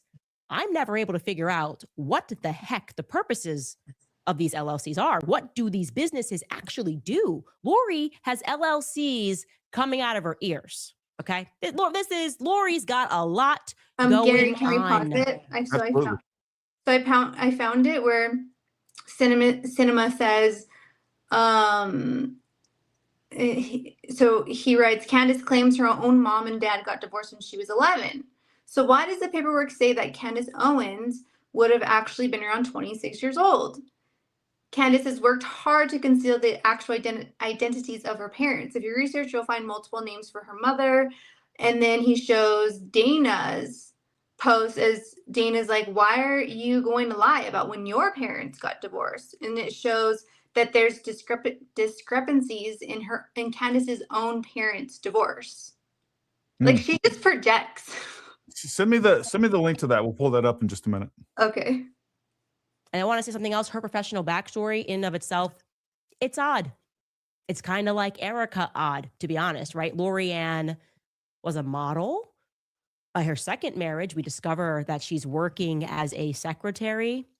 She then must have fallen and bumped her head and became a technological genius. There was no evidence of it, but then suddenly, whoop, she's arrived and she is just putting together tech companies, as many people do. I am waiting for that late stage technological brilliance to fall upon me because I can barely sort through my app. Yeah, she doesn't even realize that ice doesn't start to melt at 30 degrees. She didn't even know till just like last year where the sound of that thunder is the sound of lightning. Like, this is one of the dumbest human beings on the face of the planet. I don't even know how to get to the App Store in a fast enough time. I think she's telling Let the me truth take you through the litany of LLCs that she has filed. This is Lori, which feature Richard or Donna Erpenbeck as either the secretary, the incorporator, the notary across a 25-year period. Okay. Now, Lori filed for Eurotech in June of 1993. What does it do? Nobody knows, but Rick was featured. Lori and Rick filed for Eurotech International UK. Nobody knows. That was in 1995. She filed for Tech Metrics International, 1993. And in the available 1998 docs pertaining to it, Richard Erpenbeck is again listed as the secretary. Lori and Rick filed for Tech Metrics Limited. That's International UK in 90. I want to see how many LLCs her husband has. Oh, I'd like to see how many LLCs her husband's father has. Tons. You know, everybody keeps telling me, Gary, you got to start investigating her background. You got to start investigating her background. And I've been resistant to that. I want to try to keep, I think the more that we go along with this, if this is relevant to Erika, then what's good for the goose is good for the gander. And I think you people are right. And I was wrong. And I think we do need to investigate this, because if we're going to sit there and say that because someone has multiple LLCs, they're somehow, and that's the point of this. This is literally generational, just a generational smear against somebody, character assassination that doesn't even tie to Erika Kirk herself. I mean, I guess the intent here is like, Erika comes from this long history of gamblers, crooks, people that are suddenly become smart and start making these tech LLCs. I don't even understand the point of this, but that's fine. If this is relevant when it comes to Erika, then everything that is attached to Candace is also relevant. Mm-hmm. Well, if you look at the link I sent you, I sent it through your X messages. Yep. If you look at that link and you find Dana, she has done a tremendous work of digging into Candace's background. And she has, I think, about 2 or 3 full podcasts about Candace, and they're pretty long. I think they're like 2 hours long or something like that. But she has dug into Candace's background like nobody else I've ever seen. So, Well, I'm going to send her a message. I'd like to get her on to go through all this stuff. That'd be, she's great. You'll love her. She's Yeah, great. And that's awesome. I wouldn't say she's like conservative or even liberal, but she's kind of out there on her own planet, but she's great. I love her. Yep. She also filed for virtual registration. Okay, in December of 1999, you can see that we've got both Donna and Rick Erpenbeck had signed off on that. Also, does that say, yeah, there you go. You see Lori's signature. Everyone's kind of involved in getting these documents together. And then we know Lori files for AZ Tech. She goes to Arizona. We're in Europe. We're doing tech everywhere. That's in August of 1997. And she eventually renames that E3 Tech in 2017. Again, her, Rick, Donna, you can go through these docs yourself. Their names are on there. Now, look, I've been around. I've seen some stuff. I can tell you my instinct when I see a ton of LLCs and I don't know what the heck they're doing, especially when they're identifying themselves as tech, as a technology, that should be easily identifiable. Okay, you're a tech genius. In my mind, and I'm not saying this is the circumstance, but my unprofessional opinion, my mind goes to money laundering, right? Got to get rid of money. People got Like, how do we make that jump? My mind goes to money laundering. I don't really care what your mind goes to because you don't even know what temperature water freezes, Candace. Like, I don't really give a shit where your mind goes to because you're dumb and you just go out there. She leads to the most nefarious thing that she could possibly think of. Exactly. Like you have the spectrum of choices of what that could mean. Hundreds of different choices. And you go to the far end of the most implausible, most ridiculous, most nefarious one every single time. You are not an honest broker of information. In your mind, whatever's going on in your mind, nobody cares because those of us that are sane and reasonable can't relate. We can't. Yeah. But here we are. Got to start creating LLCs. Now you're thinking, you're very sensible. Hey, maybe that's not the case. There's no evidence for that. Good. Even the thought of that, it's just thinking about that would make us a demon. No, everything's above board, always. Now, Rick Erpenbeck, under that scenario, might just be a fantastic businessman. He certainly, like I said, is a long... I just want to set the record straight here, Leon, before you're banned. And mods, make sure you ban this guy when we're done with this, addressing this. Israel has subscribed and donated $7,000 to you. I've talked about this 100 times on the show. Look, I've gotten a raise. All right. All of my shows like this are worth $21,000 now, straight from BB himself. He hand delivers it to me. My replies to retards like you are worth 20 grand. So thank you for the $20,000. And that's just the way it works. It's only like the lower end that are making $7,000 a post, bro. So mods, do me a favor, ban Leon and we will continue on with the show. But make sure you got your information right, Leon. I'm not a scrub, bro. I'm making big money up in here. Time business associate of Lori's, following her from Ohio to Arizona. And also there's Donna Erpenbeck mentioned, who's also featured on the divorce docs. On her business docs. So it sounds like it's a family business. And ladies and gentlemen, I would like to tell you a little bit about that Erpenbeck family. The Erpenbeck scandal, as it was termed, that went down between Ohio and Kentucky around 2002. Oddly, the exact year that Lori and Erika head out to Notre Dame Prep. More on that later. I'll have a timeline for you. So there was a massive home building company called Erpenbeck Company. It was, as it sounds, owned and operated by generations of the Erpenbeck family. The family had 4 brothers: Bill Erpenbeck, our boy Rick Erpenbeck, Gary Erpenbeck, married to Donna Erpenbeck, who we just saw as a notary, and we have Jeff Erpenbeck, plus their dad, Tony. You're never going to forget their dad, Tony, and their sister, Lori Ann Erpenbeck. Now, the Erpenbecks approached new homeowners offering to help them. You talk about gish galloping. The way that she introduces these legion of new characters into every episode. I know. I'm just like, what are we doing here? You can't even keep track of the nonsense. Like, I need to make a link chart of all these people that she has added to this entire narrative from the beginning because There's this one guy on X. His name, he goes by, man, I hate to forget his name because I think he's incredible. It's like Wolf. I think it's like Wolfie something. yeah, Wolfie. Yeah. Have you seen his crazy freaking In the Mind of Candace Owens? Yeah, He's going to be adding on to this for sure. I'm gonna find that and pull that up for everybody because it is worth showing. Oh my gosh. With construction, sometimes offering pathways for them to cut down financial fees pertaining to their new home ownership. You know, pay us directly, we'll handle the rest kind of a deal.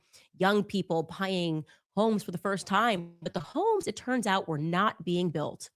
And their mortgages, it turned out, were not being paid either. Take a listen to this news clip.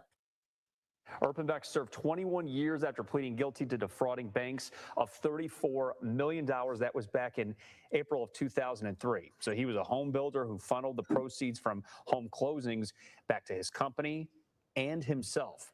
So his crimes left hundreds of home buyers on the hook for millions of dollars in unpaid mortgages. I really don't want to have that clip undersell to you what went down. I just I'm sorry. Did anyone catch or Bill Erpenbeck is related to Erika? I feel like I've lost that somewhere. I honestly don't even know. Understand like what this case was about. It was about missing money. $34 million seemingly evaporated from well-meaning people who were trying to buy their homes. It was, like I said, Ohio, Kentucky case that was for the ages. I am talking real courtroom drama, forged documents, shady subcontractors. Check out just some snippets from articles recapping this case. I'm going to get to this part. Lori Ann Erpenbeck was a standout character. Tells us that by 2004, Lori Erpenbeck seemingly had enough of her family. She already knew that her brother Bill had thought about killing her. So when Dad Tony offered to give her $500 for her birthday, she then turned the conversation to her testimony about Bill. She held her ground. No, she was not going to lie under oath. Pardon. Tony offered her money to change her testimony about Bill. Lori told her lawyer about the conversation and we're right there with you, Gary Smith. I think we're all lost already, but let me hit some super chats here.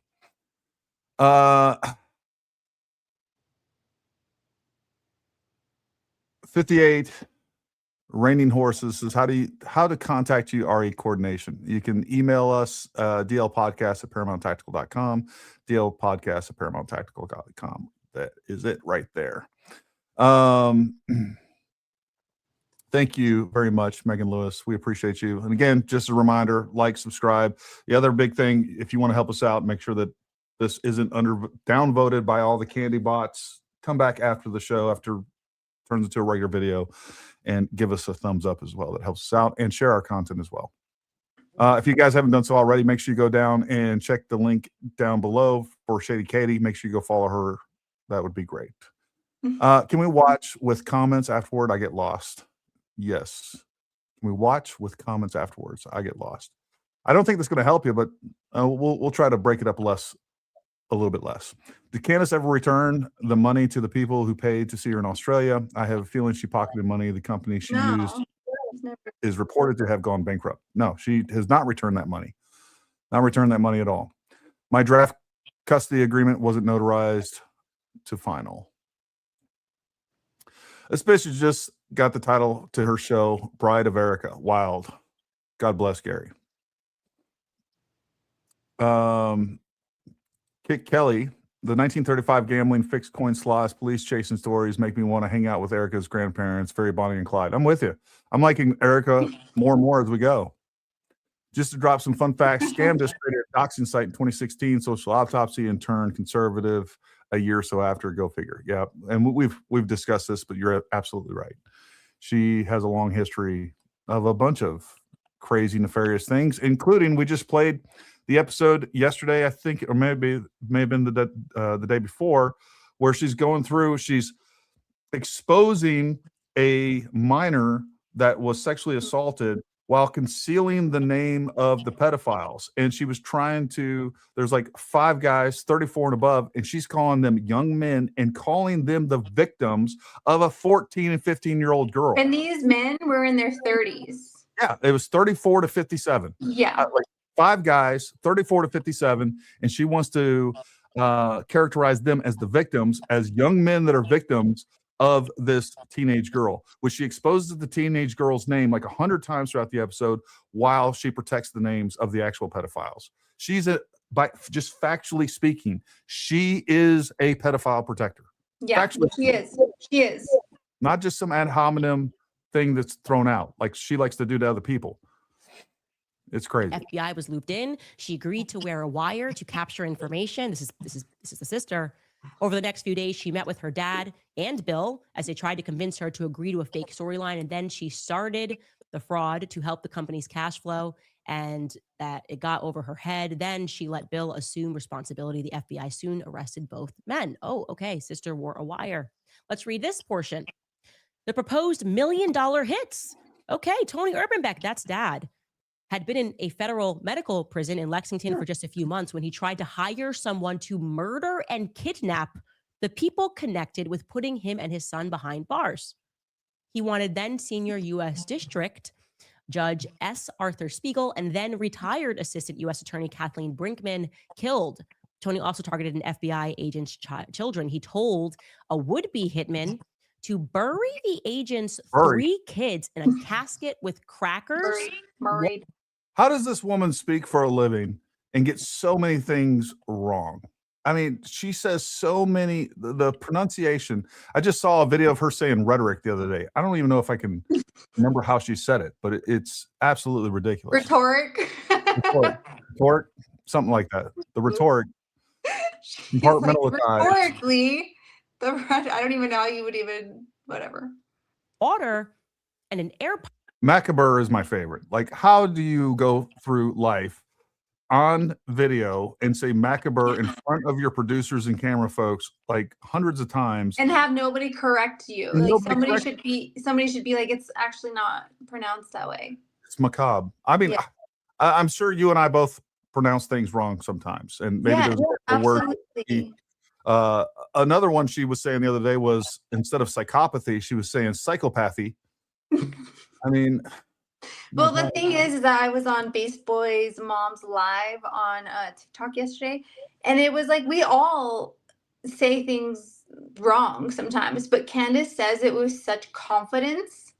She just says it so confidently instead of being like, oh, I mispronounced that, or oh, I don't know how to say that word. She just says it so confidently that it's like, okay, you know, we're going to make fun of you because you can't even make fun of yourself and you know, the way that you say things. She's severely insecure, and I think people need to realize that is definitely one of her weaknesses. But she needs to be reported to the Bureau of Pathology or something. For 10 days. He recruited a fellow inmate about to be released from prison to commit the crimes, but the inmate flipped on Urbanbeck and wore a wire for the FBI. The recording caught Tony Urbanbeck offering to pay fake hitmen $500,000 in gold stock first. Then Urbanbeck planned to pay the man and another $500,000 from offshore accounts in the Cayman Islands after news of the kidnappings hit the newspapers. Oh, okay. Here's another piece of just this case. This case is amazing. This is a $250,000 on the green. Bill Urbanbeck lost thousands of dollars when he ratted out his own friend in 2009.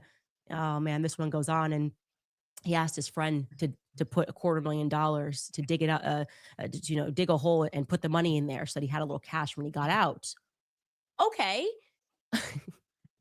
Another personal favorite portion of mine from the news of that day is the notary testifying that Rick's brother Bill would sometimes ask her to notarize documents while the person involved was not even present, right?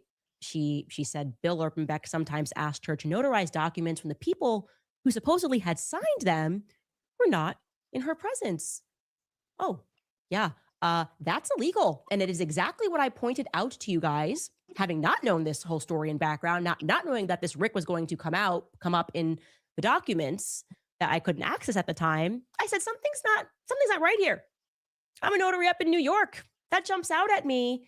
It seems odd that anybody would sign away their rights to a court case, a legal representation, without a notary being present. That just did not seem to me to be a clerical error. Anyway, documents in the court's absent notarization. It's not how court cases work. It looks to me like someone was looking the other way. Like somebody maybe knew the county clerk and was up to no good. She's implicating people out of her own imagination. She has no idea what she's talking about, but she's going to, looks like to me that somebody in my own imagination, there has to be somebody else, maybe the county clerk. Yeah. Oh, wow. Now, like they told you, like these newspapers are telling you, when things were going down, Lori Ann, sister, wanted to cooperate with the police. That was a no-no. You never go against the family. So they started threatening her. Then she goes into hiding until she gets a phone call from her dad, Tony. And her dad tells her, "It's the last time you might see me." She thinks he's going to commit suicide. So she runs down to the house, comes out of hiding, only to realize her brothers, Bill, Gary, Rick, they're there telling her, hey, okay, brothers are there. Lori doesn't care. Like you read, we went through already. She wears wire for the feds, meets up with dad again, yada, yada, yada. She's terrified Bill is going to kill her. The recording is played in court. They get him. They get Tony. Bill pleads guilty. He picks up additional charges for threatening to kill his sister. He's ultimately sentenced to 30 years in prison. He ends up serving 21 years after a judge later shortens his sentence. His dad, Tony, who had just been sentenced to 5 years and 10 months for bank fraud, with a concurrent sentence for 60 months for obstruction of justice. Well, he later then received another 20 years because, he tried to hire the hitman to kill the U.S. district judge and the U.S. attorney and the FBI agent's children. Okay. That's the Erpenbeck family. Lori Ann, the sister, does a year, 1 count of bank fraud.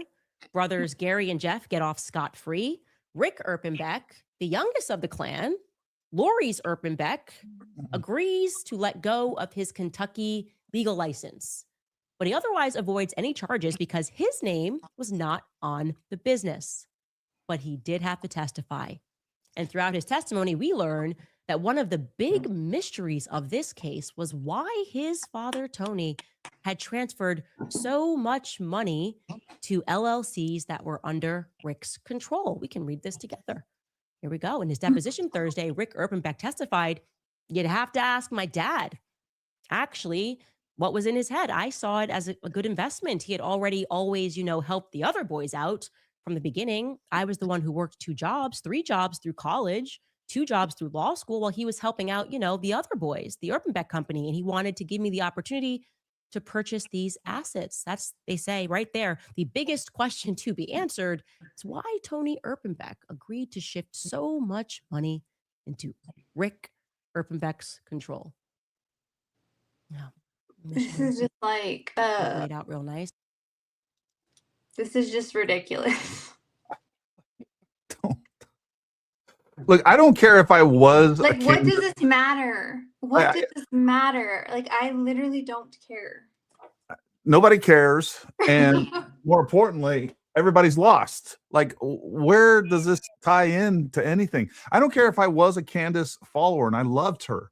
I would be able to objectively say, this is trash. This is hot garbage.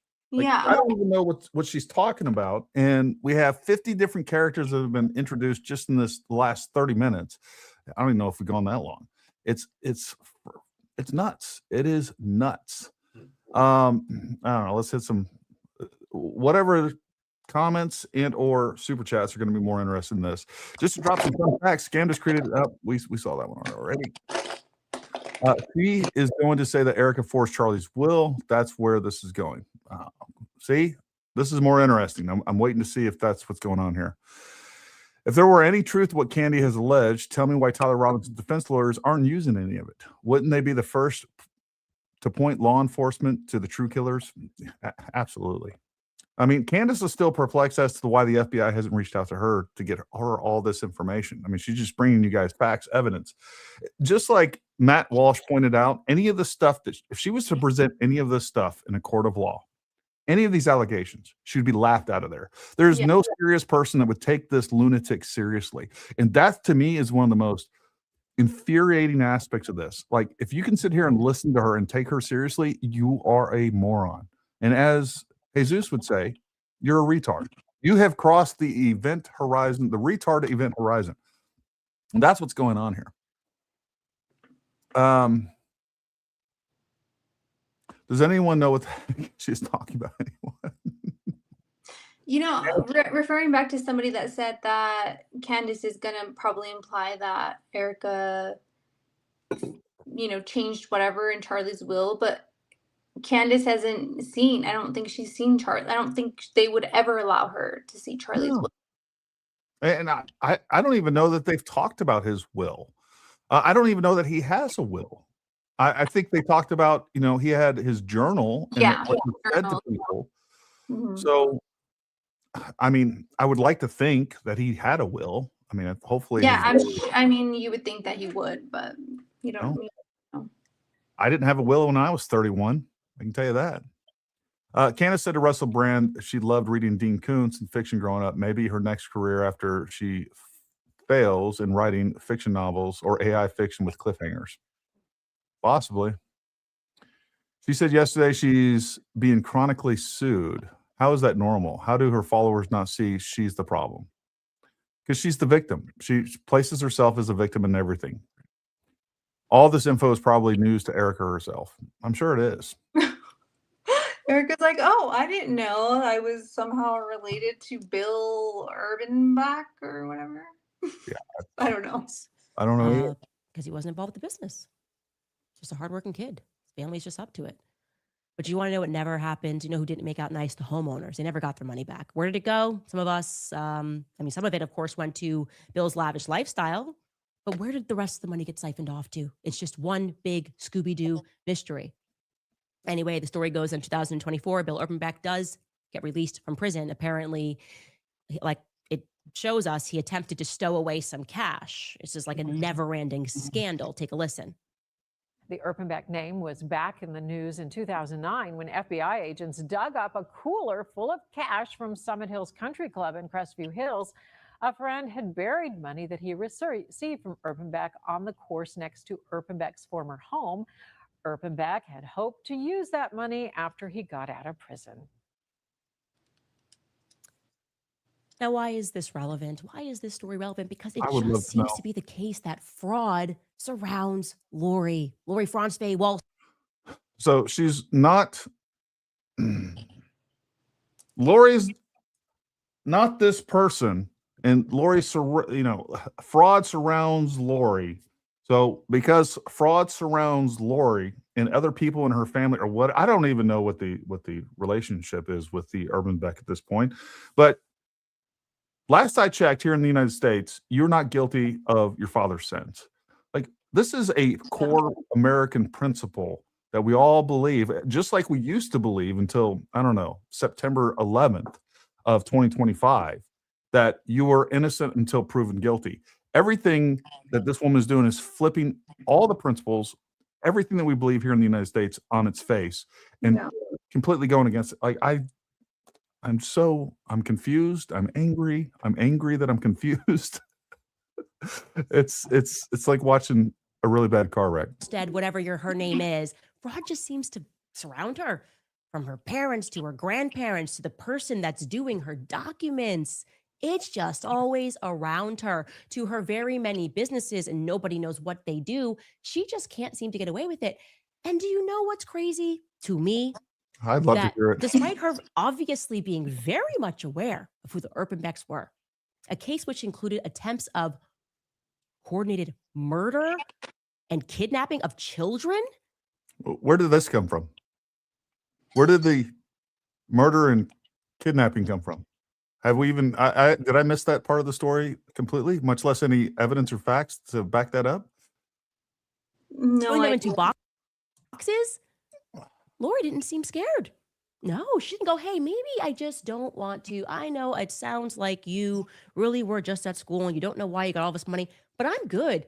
Yeah, I think if my lawyer called me, if I looked into Noah and Noah his family's in prison for murdering and putting people in boxes or threatening to put people in boxes. And it's a trial of the century. I'd say, you know what? I can probably figure out how to incorporate my LLC by myself. It's really easy now. Everything's so easy. I've had probably 5 or 6 lawyers in my lifetime for different reasons. Mm-hmm. Never once have I ever looked into their family history. Have you? Did you ever do a background check on your lawyer? No, never. These days, like, I'm good, Noah. Thank you. Not Lori. No, not for Lori. She brings this guy in, and it just so happens to be, I know it's so coincidental. These are clerical errors. It just so happens to be. She's selling, folks. She's selling clerical errors. That she's got some docs that look a little shady. And I looked through those documents, and no, it was not corrected. And no, Erika's birthday never does, even across different documents, seem to go back to the 20th. So Lori did not at all, I guess, have the impetus to think that maybe working with this family in any capacity was immoral, demonic. This is the lady that aligns herself and is constantly defending the Tate brothers and all the crazy shit that they've been accused of, from trafficking to prostitution. Like, you don't care about what they do and those allegations, but you're going to go back to, I don't know, where are we? Are we in the 50s, 60s, 70s? I don't even know. I don't even know what time period we're at this point. Accusing somebody that's some distant relative of Erika Kirk of some shady stuff and bringing up some guy that was convicted and went to prison for, sounds like fraud. I've lost track, but also she just threw in, he was also accused of murdering and kidnapping, which I completely missed that part. All of which the Tate brothers have been accused of kidnapping and human trafficking. What are some of the adjectives that they keep describing me as? Yeah, all of those. No, she was good. It's interesting that Lori sends Erika to Tesseract in Arizona, and the school then suddenly has to shutter its doors because it, once again, another financial scandal. Money evaporates. Nobody knows where it went. People think that it may have been a scam. That just keeps happening. It must be just so scary for Erika. See this so much in her life. I'm scared. I'm scared for Erika. That's why I'm doing this series. She's so mental. What's that? I said she's so crazy. Just the way she just is so condescending and just nasty. Mm-hmm. Yeah. And her viewers love it because they're just as evil and nasty as she is. Yeah. Later on, Lori's going to start working with the Farnsworths, camera guy, taking down the camera. And then she's going to strike up this partnership with Tyler Boyer, this very shady COO of Turning Point Action, who is going to introduce Erika to Charlie Kirk. And in the background, Lori and Tyler are going to do business together. Now, remember when people wondered why it was that Lori was a board member of Superfeed Technologies. And I'm in front of Erika, and I told you guys that the answer that Erika gave me was because they just needed a familiar name. Yeah. I was born yesterday. Let's go with that. I was born on Thursday, yesterday. And Tyler and Lori, by the way, Superfeed, already objectively involved. Okay, I keep bringing this up, but it's worth mentioning. If this is live, why did she need to take a week off to shoot this series? I don't get it. I don't get that. In Scandal, you could look this up yourself. Claims of bribery. I think I had it, the headline in Yahoo News. Kari Lake's bribery scandal involves a shady GOP tech firm. Yeah, they're referring to Superfeed Technologies. Had its business revoked by the state of Arizona while it employed Jeff DeWitt, its former COO, and Lake, who had received more than $100,000 from the entity in the personal financial disclosure that she filed last month. How weird. How weird. I just want to be clear. Lori's a victim. Everywhere she goes, this just happens. Money goes missing everywhere she goes, even when her daughter's just going to school. Okay. And Tyler Boyer, probably the same. I know that he recently required a literal federal pardon from the president of the United States for fraud. He was credibly accused of 9 felonies related to trying to subvert the election, including fraud, forgery, and conspiracy. By the Biden administration, folks. By the Biden administration.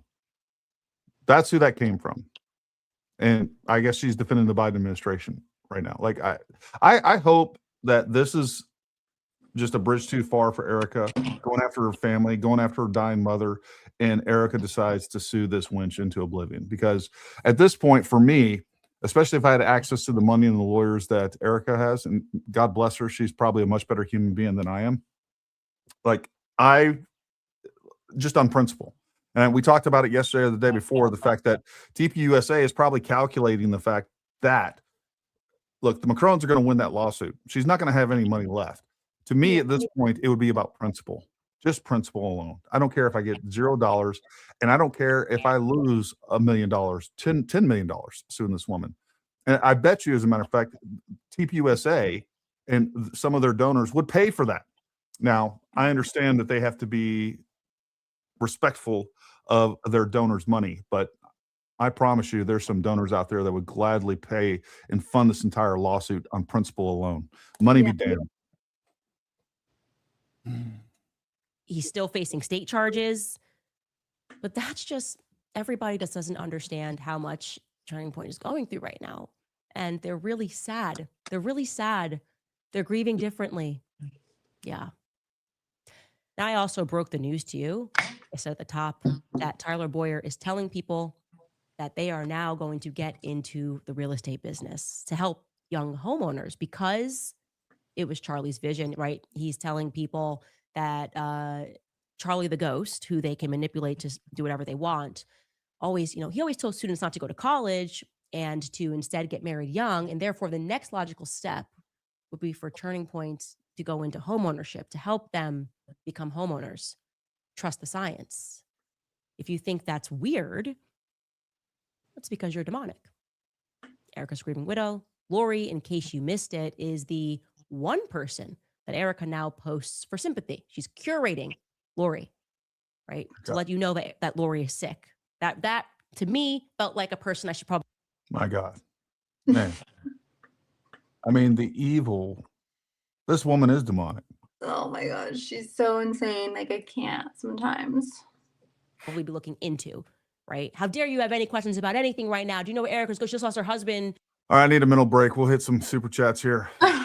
It's just too much. It is. I'm just like, oh my Lanta.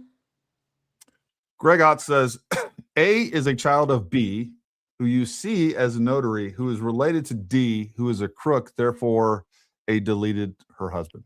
Yeah. It's about the logic that's being used here. I think she secretly hates Charlie and is hoping to destroy everything he loved. He probably turned her down. She hated Charlie. She hated him. Couldn't agree more. Couldn't agree more. Turned her down after she confessed her love to him. I don't know if she ever confessed her love to him or not. I think here's my psychological read of Candace Owens, and you guys take that for what it's worth. I think her getting fired by Charlie, and then, look, I can tell you for sure, he would not take her calls for years. Would not take her calls. And I think that would be a bigger impact on her and would make her more spiteful than any sort of being turned down romantically. That's just my thought on it. No, I don't think she was like romantically. I don't even know, honestly. I have a lot of theories. Yeah, look, I think she was jealous of Charlie. I think, and then on top of that, when he fired her, I think she was a woman scorned over that. That's my theory on all this. And the fact that he wouldn't take her call, like, that's where I think all of this hatred, jealousy, and manipulation and vengeance comes into play more so than anything romantically. I question whether this woman has ever had a romantic feeling in her life, to be honest with you. But I don't know. The biggest tragedy in all this is after Charlie Kirk assassination, there were so many videos of people on the left rejecting the left and seeing it for the evil they are. And they were embracing Jesus Christ. I don't see that now. No, That's exactly right. So many people on the left were speaking out against the evil of the left. And now what they've done is they've turned it around, and it's the evil of the right that's caused all this. That's why they're blackpilling people. That's why they're dividing the conservative movement. That's why they're trying to undo every bit of work and all the momentum that Charlie Kirk created with TPUSA. And that's why they're going after Erika, and that's why they're going after TPUSA. It's not that complicated. It's pretty obvious on its face. Financial scandal and evaporating like Blexit? Great question. We need to get somebody in here to talk more about directly what Candace's involvement and failures with Blexit, for sure. Candace is a good fisherman. She knows what bait to use to reel her believers in. I don't think, like this, again, objectively, if I was one of her followers, I would think this was garbage. The thing is, at this point, she doesn't even need good bait. She doesn't need anything. As soon as this show is over, people are going to be cutting it up and talking about how great it is, what a great investigator. But Candace what's so great? What's so great about There this? isn't. Objectively, there's nothing here. There's literally nothing. They will promote it like it's a masterpiece in investigative journalism. She needs a global globe in journalism. The global globe.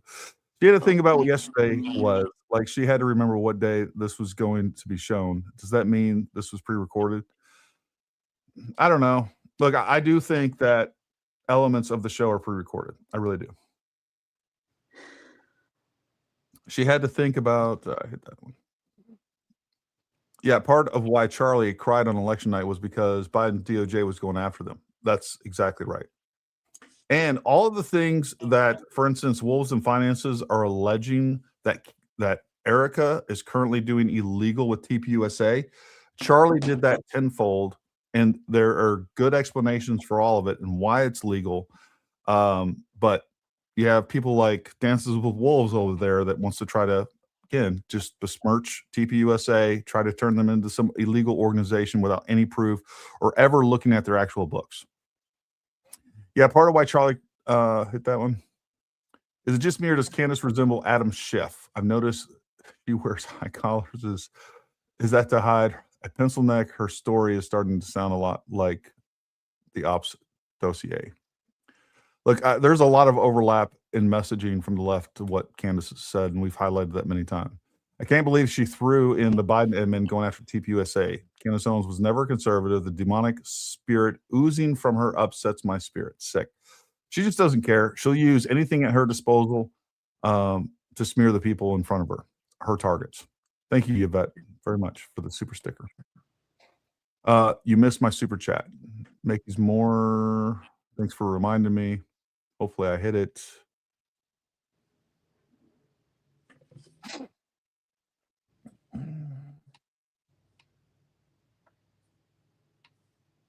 I'll find it in just a minute. Let's keep playing. And her mom's sick. I think these people are sick in the head. There is something very wrong with Lori. There is something very wrong with Erika. And there is something very wrong with this picture of Lori, Tyler, and Erika Kirk being together. There just is. It's my opinion. It's my show. They really think we are this stupid. Anyway, we'll be right back after a quick break. All right, you guys, thanks to you, last year, Preborn helped rescue Keepers Natural. Find a trace Walmart, Amazon, CVS, and Walgreens. So who is Erika Kirk? My answer is Lori's child. I think Lori comes first. Lori has always come first, and Lori is exceedingly problematic, okay? I understand she is sick. I understand someday George Soros is going to be sick, okay? Doesn't mean that we don't get to discuss the things that he is involved in.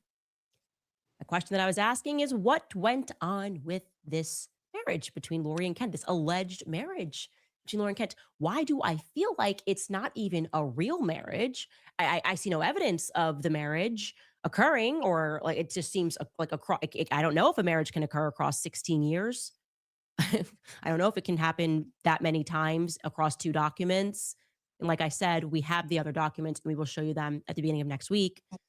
Well, fortunately for me, another sleuth, someone in Marblehead, Massachusetts, said, how can I help? I have access documents here. I can take a look and see what I can find, Lori and Kent. And they were not able to pull up any marriage documents. Doesn't mean that they don't exist, but they were able to pull up some deeds where Lori and Kent had signed the deeds over, and when they had first received the deed to their home in Marblehead, Massachusetts. And there's a little interesting tidbit here where Lori and Kent are listing as having been a couple from Rhode Island, from North Kingstown, Rhode Island. North Kingston, Rhode Island. First off, I want to tell you that that's not a place. So there's Kingston, I would know, because I went to the University of Rhode Island. There's clerical errors, but there's Kingston, Rhode Island, which is about 2 miles long and is just the University of Rhode Island campus where I graduated from. And then there's South Kingstown, North Kingstown, and apparently they lived there, except I can't find a trace of Lori and Kent having lived in Rhode Island. So my Rhode Island sleuths, people down at the county, maybe in Rhode Island, if you want to take a peek and see if you can find this couple, this lovely couple, and maybe they got married in Rhode Island. Well, I guess no, because their divorce docs say they got married in Marblehead, Massachusetts, but people are saying they can't find those divorce docs. So this makes it seem like they maybe got married in Rhode Island, but you can maybe just get married in Marblehead while you're living together in Rhode Island. Maybe they were renting property. Okay. I thought this was true. I just looked it up again. Did Candace actually graduate from college? Candace does not have a college degree. She attended the University of Rhode Island to study journalism, but dropped out after her junior year. Before her career as a commentator, she worked in fashion and at a private equity firm. She does not have a degree anywhere, so she did not graduate. So as much as I would love, she completed the requirements for a bachelor's degree. All right, so in 2022, it's saying she completed the requirements of a bachelor's degree at the University of Rhode Island. Yes, as much as I would love to discredit her, there has been proof that she did graduate with her English and arts, I think, in 2020. She has a degree in English? Yes, she does.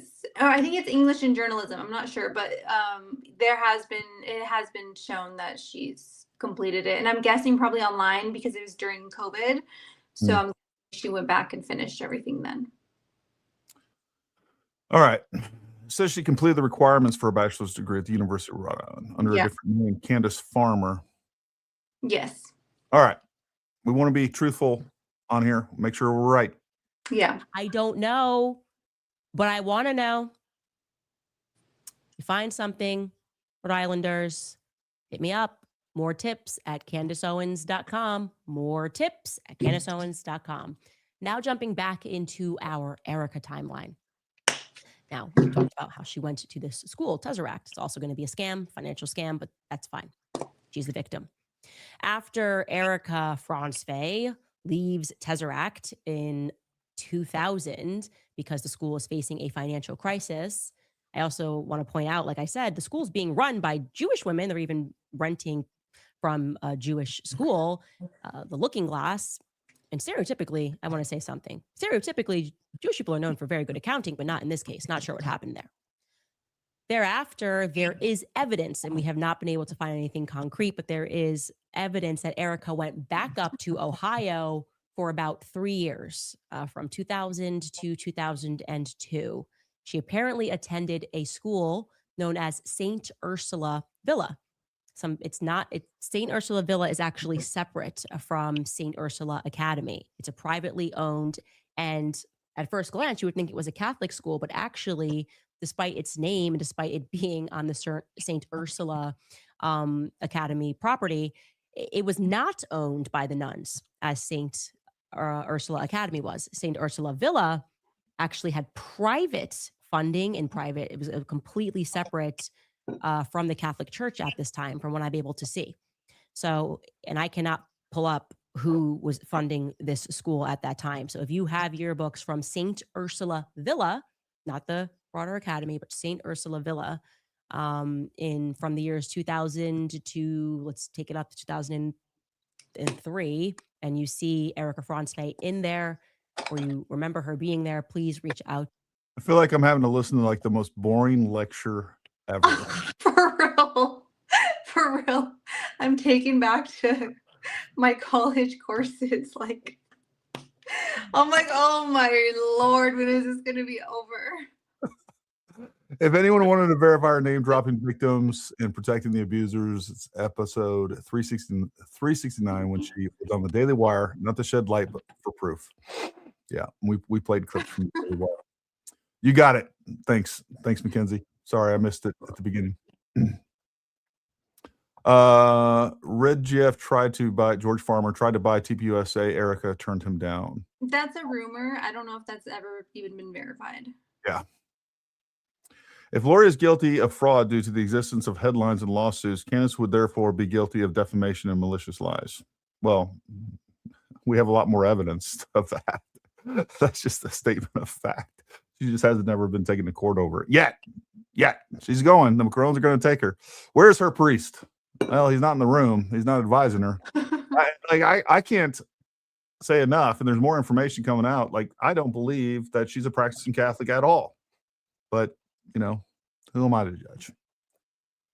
All right, back at it. Here we go. Steel yourself. To us, like I said, these two schools were operating same place, separate entities. Send us an email.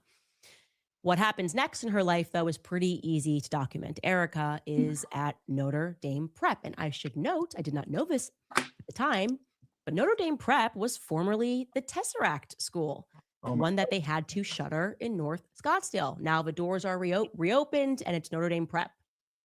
And it's very easy to document Erica throughout these years. In 2003, she's playing volleyball because she gets involved in sports. We can just find her. And I also want to say this, it's also easy to track her because despite her claim that she got into pageantry because she got a mailer one year. Let's roll that clip of what she said again yesterday. Was it after that? That's when you started pageants, or when did that come about? Right. So the pageant world to me is something that it was an interesting season of life. It was nothing that I was ever groomed for. It was nothing that was ever on my radar. I wanted to play professional basketball. Tomboy. That was my thing ever since I was 5. Like I wanted to play, and that was all I wanted to do. I was a gym rat, for lack of a better term. And I remember getting something in the mail when I had come home from school one summer, and it was like, hey, you should compete at Miss Arizona USA. Someone nominated you. And I was like, I don't know who would nominate me for that, but okay. So I shared it with my mom, and I was reviewing all the different things that you have to go through. And I thought to myself, if I were to ever win this, the most important thing out of it would be to be able to make a difference with the title. I don't care about the photo shoots. I just want to be able to overbook myself, being able to get involved with the local communities, with the local organizations that are actually making a difference. So the pageant world for me was something that was not a form of narcissism. It was more along the terms of being a steward for my state, especially as it hit our 100th year celebration. Okay, so it wasn't about narcissism. She wasn't groomed. By the way, if you have to say that you weren't groomed for something, you probably were. You have to just kind of say that. It's probably because you were. And the reality is that every single year from 2005 through to 2012, Erica was involved in beauty pageants. So that's 7 years of her life that we could find. There could be more. There could be, she could have been doing pageantry while she was in Ohio for a couple of years. I'll let you know, keep you posted. I should also add here that some pageant women disputed her narrative. They wrote to us that she was just randomly invited. They said that minors in particular are not just freely solicited to join pageant world, and that their photo has to be submitted by a parent or a guardian. I'm not an expert on that. And maybe I wasn't pretty enough. I was a little funny looking, had a little bit of an underbite, but I never received any of these mailers that she's talking about. Anyway, let's jump into the Erica timeline, and you guys can follow along here. 2005, Erica is still attending Notre Dame Prep, and she is playing basketball. She was a junior in high school from 2005 to 2006. She is going to win first runner-up in the National America Miss Arizona pageant, and she will represent Arizona in the upcoming All-American Miss pageant in November of 2005, which takes place in Los Angeles. That year, Lori Franzwey is listed in the House bill budget for the U.S. Department of Homeland Security's for another business that she has called IMET Laboratories. Like I said, don't ask me what any of her businesses do. It's not clear. In August, just ahead of Erika's senior year, this is 2006 now. In August, just ahead of her senior year, she's going to win the National American Miss Teen pageant. Imagine somebody having a whole wins the entire chance. timeline. Imagine somebody having a whole entire timeline of your freaking life. Stalker. She's like straight up stalker vibe. Not just your life, her grandparents' Yeah, lives, it's insane. the notaries that her grandparents used, her mother used, her Like parents. personally, I don't know much about my own like ancestry, like background. And if somebody did this to me, I would just be, I don't know. I would honestly be freaked out. Yeah, I don't know. It's great. Takes it to And it's not proven anything. Like, where is this going? How does this, like, what happened to the French? Have we abandoned the French assassination plot? Have we abandoned that Israel did this? Like, she's lost the plot. Now it's the U.S. government, but it's really like, I have no idea. travel to D.C. to present her plans to Representative J.D. Hayworth and Senator John Kill. Erika becomes involved with a charity known as Andrea's Closet, which works with a hospital in Winslow, Arizona for kids. I bet you can't trace Candace back to any charities, but she's never done a bit of charitable work in her life. Never. Erika notes that she stops by that hospital often on the way to basketball games and that she wants to establish her own charity in the future. My God. That year, her father, Kent Franzwey, is listed as a risk assessment contractor. Exactly. He's mentioned also as a resident of Surprise, Arizona. Concerned, basically, he's trying to get more funding from the DHS. You get this sense that now the family's like, we need government contracts for stuff. That'll work for us. You get this sense. Don't you get this sense, folks? Wasn't that where your mind was going? Wasn't that you're like, oh yeah, you know what? The next piece, we need some government contracts. That's where my mind was going too. She called it. What a moron. Lori is going to have to close down Virtual Registration International Incorporated, the one that Rick helped her open, because the tax department force closes it for lack of a tax filing. So that tends to happen a lot with some of these LLCs. In 2007, we have Erika winning the Miss American. Her teen year begins. So you have the pageant at the end of a year, and then you have the crown for the following year, for those of you who are like me and do not know how pageantry world works. So if you're competing in 2006, you are competing for 2007. And then Candace doesn't know how the real world works, much less the pageant world. Like, again, she didn't even know thunder was the sound that lightning. Like, I don't even know. Imagine her British husband being like, are you retarded? Imagine her going around the house, looking outside. She's like, it's 30 degrees and there's no ice melting. And then George is sitting over there just minding his own business. And he sees his dumbass wife posted on X, like, it's 30 degrees and the ice isn't melting. Oh my God. He has to be mortified. He has to be mortified by like so much of this. That's the part of me that says that George isn't in on this. And maybe again, I'm just wrong. Like, that's what I'm thinking. At first I was like convinced, but now I'm just like, how can any spouse be like, how can any normal, reasonable spouse be okay with this? Especially a British spouse that came from the aristocracy, right? Like, yeah.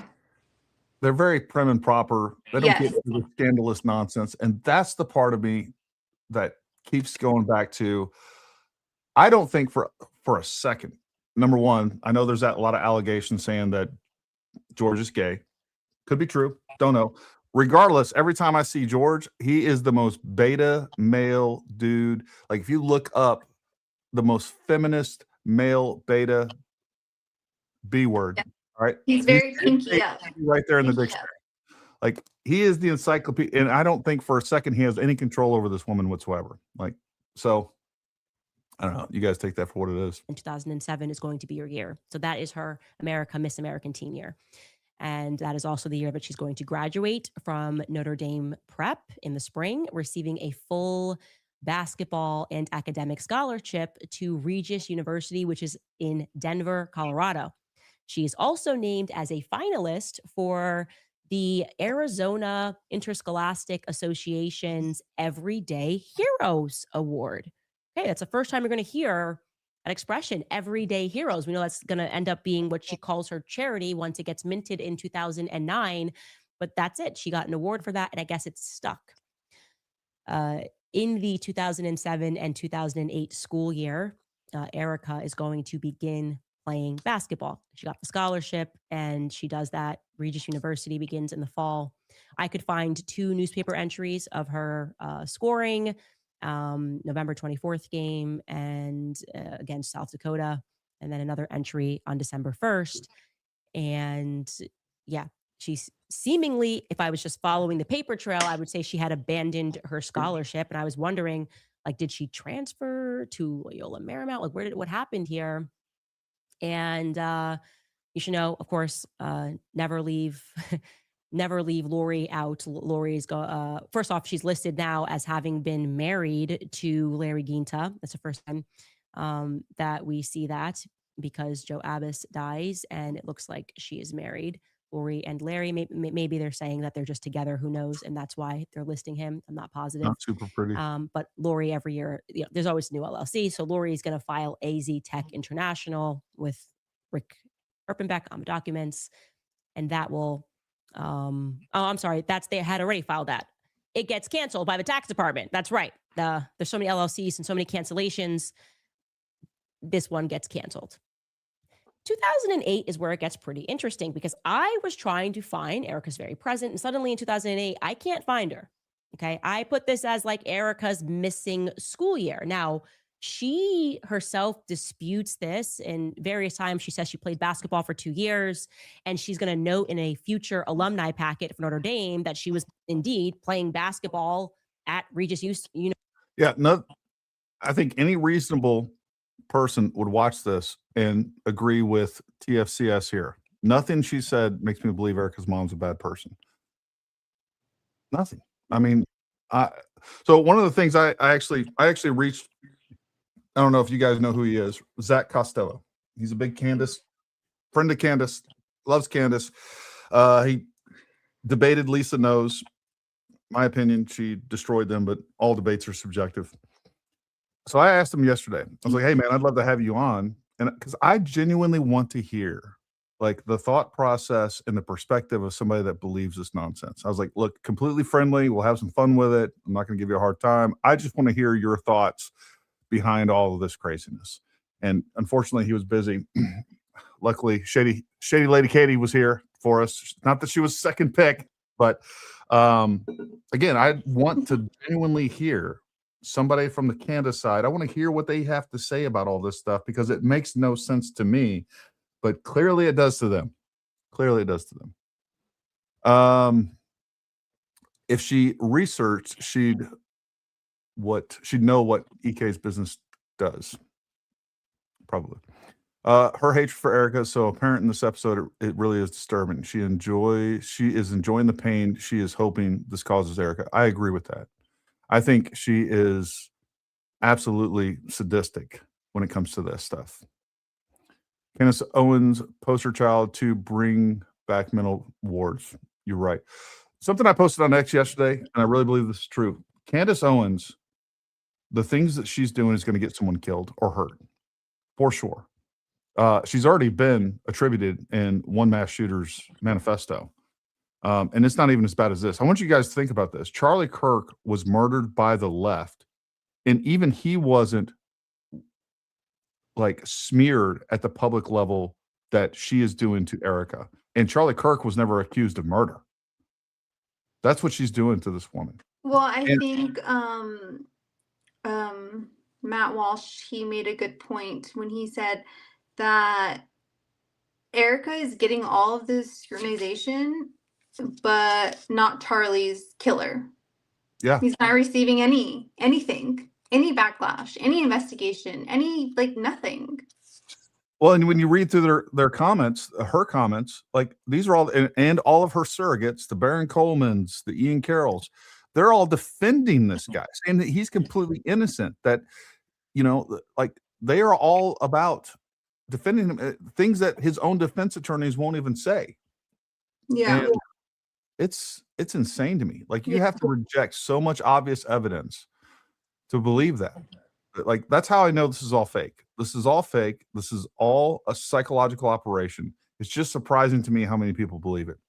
Mr. Madison, Candace, what you've just said is that one of the most insanely idiotic things I've ever heard. Well, stay tuned, D. Jake. Everyone in this room is now dumber for having listened to it. This must be the first episode you've listened to. If she wants truth, she should go dig into Tyler's past. She won't do that. She has to deflect away from Tyler and the left. She is protecting the left. And we talked about this before too. She is protecting Islam. She's protecting the left. She's protecting trans Tifa. He says nothing because Candy will out him and her boyfriend. There's probably some truth to that. Can't wait to see how this ties EK being guilty. I don't think we're going to get there. She's called George the Suspicious Third Wheel a few episodes ago. I think Charlie could have got them together to get her off his back. And I don't think Charlie was involved in that, but I hear what you're saying. Can Dan Bongino get over to Trump and men like Tulsi Gabbard to investigate foreign interference in the elections here, especially with Mappin or Elizabeth Lane and the foreign bots? So evil. Folks, I have some good intel that is being investigated. All right, I haven't seen proof of it, but I've seen people that are close to this that are also tied to the government that I can tell you they've told me that this is being investigated and that there's a lot of truth behind that. Take that as hearsay because that's what it is. It sounds like Candace is jealous of Erika and living in her head rent-free and is so intent to destroy her. She may be living in her head rent-free, but I can tell you, Candace is making millions of dollars off of it. Imagine Charlie Kirk watching this series. I couldn't imagine. University for 2 years, but I could not confirm that. And interestingly enough, Regis University still has her basketball stat page up. And they're on my side. They say they only have a record of her playing from 2007 to 2008. That's the season that she played. Now, she may have just stayed on. It's possible that she continued her study. She said she had an So why doesn't she show those statistics or whatever she's saying this university has, the university records? Why didn't she show this? This is exactly what you guys see, these bullet points of information. This is what she did when she presented the charging documents. She carefully selected what was shown. She never actually showed the charging documents themselves, but she controlled the narrative. That's what she did. Even though she did confirm, and I have the video of it, I posted on X, she did confirm through her own trusted sources that Tyler Robinson's mother is the one that identified him in the surveillance. That has now, people are trying to backtrack and all that stuff. academic scholarship at Regis. I thought that. I was like, maybe she stopped playing basketball and she decided to just focus on her studies. And that's why I can't find her at basketball games. Maybe that's why Regis is not acknowledging that she continued to play. But then I thought, nope, I think something else happened here. She does indeed go missing. Because Erika gives an interview in 2020 where she's reflecting on her life. It's a rather obscure interview which has since been removed, by the way. They contacted someone and got this taken down, but not before I got it. Not before I got it and saved it. As soon as I saw it, I said, save this. They're going to start going backwards and trying to delete stuff. And this one was a gem. And she's going to confirm that after she passes her crown, so in 2007, she's wearing the crown, and then she passes her crown, she is going to confirm that she does indeed go missing after that period. So this would be, of course, in 2008. Take a listen to what Erika says herself. I prayed for God to just strip my ego from all of that stuff, all of that world, all of the plastic hat crown stuff with the banner. That was just, it was never, it was me from the standpoint of a philanthropic side, but the hometown hero thing was just weird, and it was unhealthy, and it was just ego fueling.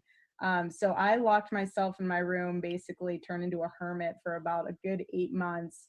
The only person I would see outside of my family was my pastor's wife, and we would go to the church, and she would just pour into me every single day. And I just was reading scripture and read the Bible cover to cover multiple times.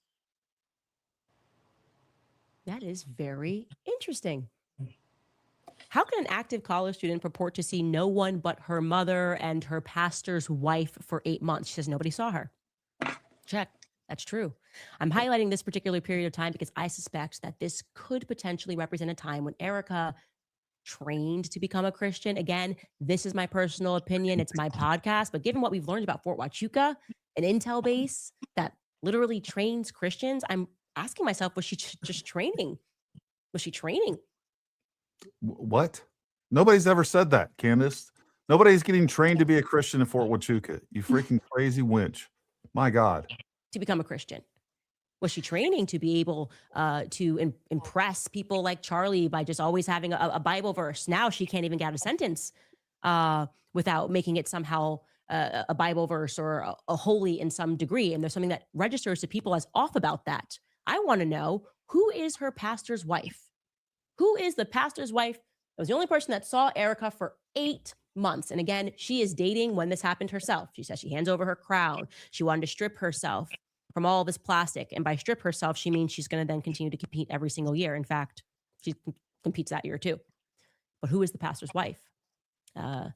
We tried to find out by going through her old tweets via an account that Erika has since locked down. Shout out to the mommy sleuth who said, "Hey, Candace, I have access. Do you want my password?" Special shout outs to that hero. Not all heroes wear capes. Some people just have logins on X. Okay. And what we were able to discern, and again, we're putting this as a possibility, and since Turning Point didn't answer our first slate of questions, there's no point. And actually, we particularly went out to them 2 days ago with this specific question: who was the pastor? They didn't answer. But we thought a possible church could be the City of Grace, which is in Scottsdale, City of Grace of Scottsdale. Pastor Terry Christ is mentioned on her X feed as early as 2011. She says Pastor Terry is awesome. We've got some more tweets here. Okay, this is all possibility, speculation. Everybody loves to hear speculation as reported as facts. The crazy thing is, again, her followers will say this is all proven now. This is proven. This is what she was doing. It's not possible. It's now fact. That's how her crazy, brainless followers are going to interpret this. I cherish your friendship and I'm grateful for your love. Judith Chris, that would be his wife. You are the epitome of a Proverbs. I'm totally obsessed with City of Grace, she says. Sunday mornings with my Tyler Massey. Oh, no, you guys know Tyler Massey. She didn't date anybody before. Charlie, oh no, you guys are messing up. My heart is overwhelmed with incredible amounts of joy. Congratulations, Terry Chris, Judith Chris. The vibes are vibing. Now, coincidentally, and I'm going to bring Ashley on in a second to explain a little more, but I'll tell you that Pastor Terry is very close with Brian Houston, the Hillsong Church founder, who infamously attempted to cover up his father's pedophilia. Brian Houston. Someone that's possibly connected to Erika, and also that person is connected with another church whose pastor covered up something that his father was like, my God. On his father, who was never charged, said, quote, "I have no doubt now that my father was a serial pedophile and will probably never know the extent of it." That's from him. That's a quote from him.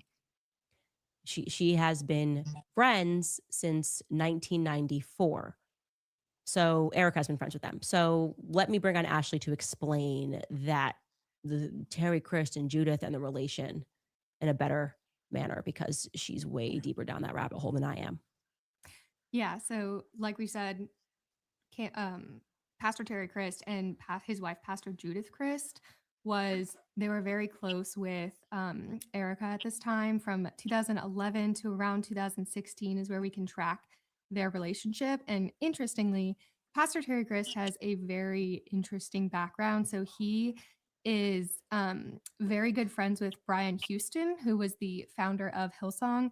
And like you said, he was very much like he covered up his father's pedophilia for years, and he actually never got charged for it. And so Brian Houston resigned eventually, and then right afterwards, Pastor Terry Christ also resigned from his church that he was leading, but he said it wasn't related. So nothing to see there. And then one other weird thing that happened was Pastor Terry Christ and his wife were accused of having, well, this is just word on the street, but they would have their congregants like throw up into bags to get rid of big bad spirits. And so that's just word on the street, allegedly. Allegedly, I will say that even regarding the pastor, even though his son is making the allegation that he believes his father was a pedophile, if he was not charged, then we cannot state that definitively. But, you know, there seems to be some smoke there. That is what has been alleged, even by his own son. And like I said, I'm not deep on that, but it is interesting. And I am not certain this is the pastor's wife that she went into training with. I'm not certain she had to throw up in a bag, to get rid of bad spirits. You see what she did there, folks? She's already established that the training happened as a matter of fact. I'm not sure if she went there if this is the wife that she went to training with. Like, she just comes up with stuff, mentions it, and then later on presents it as established facts. It's information off. She's trying to tie Erika into like this PDF ring, you know. It's just because, of course, you're. I'm not sure if you're familiar with Brian Houston, but he was the founder of Hillsong Church. I know who he is. Yeah, and so then it was like this big scandal, and and they're all connected somehow to this thing. It's like 7 degrees of Kevin Bacon.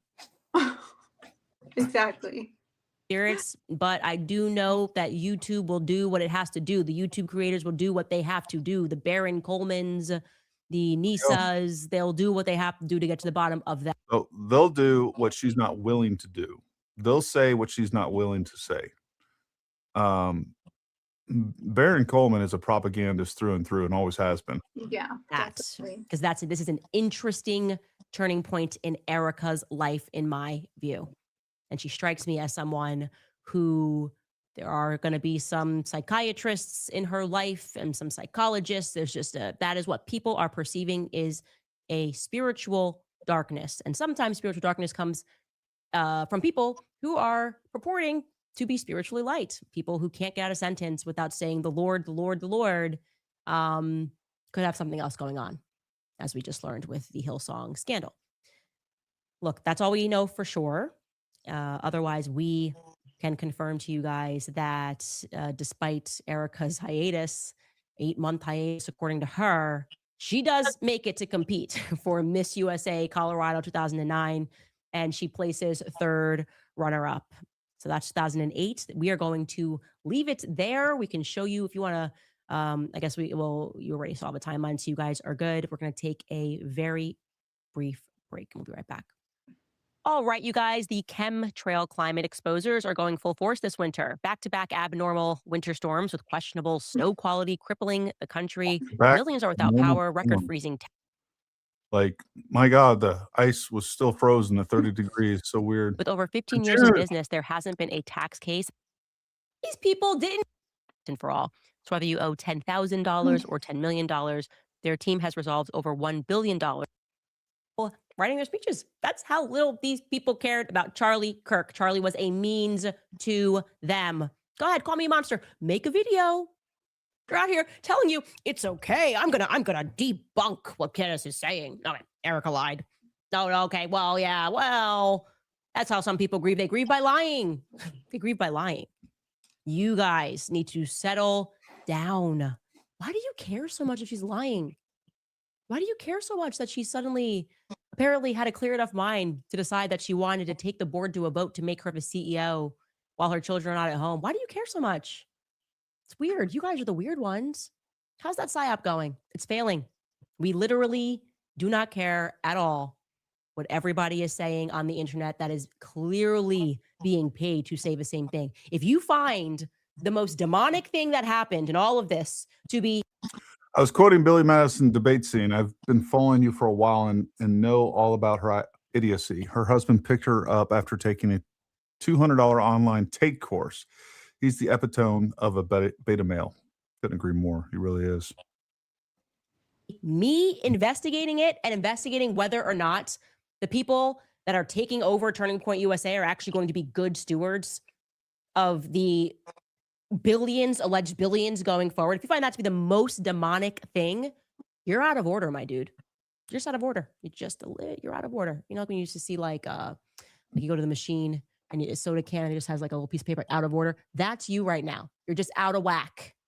You know what? Lori reminds me, I gotta say this, I shouldn't say it, but I just get the vibe. I look at her and I just know, you know? Just know. I don't know, but I know. She gives me Grandpa Joe vibes. You know Grandpa Joe? He was like a number one. He got away. My God. Away with it. Nobody even. I mean, if this resonates with you, you're a effing moron. I don't know what to say.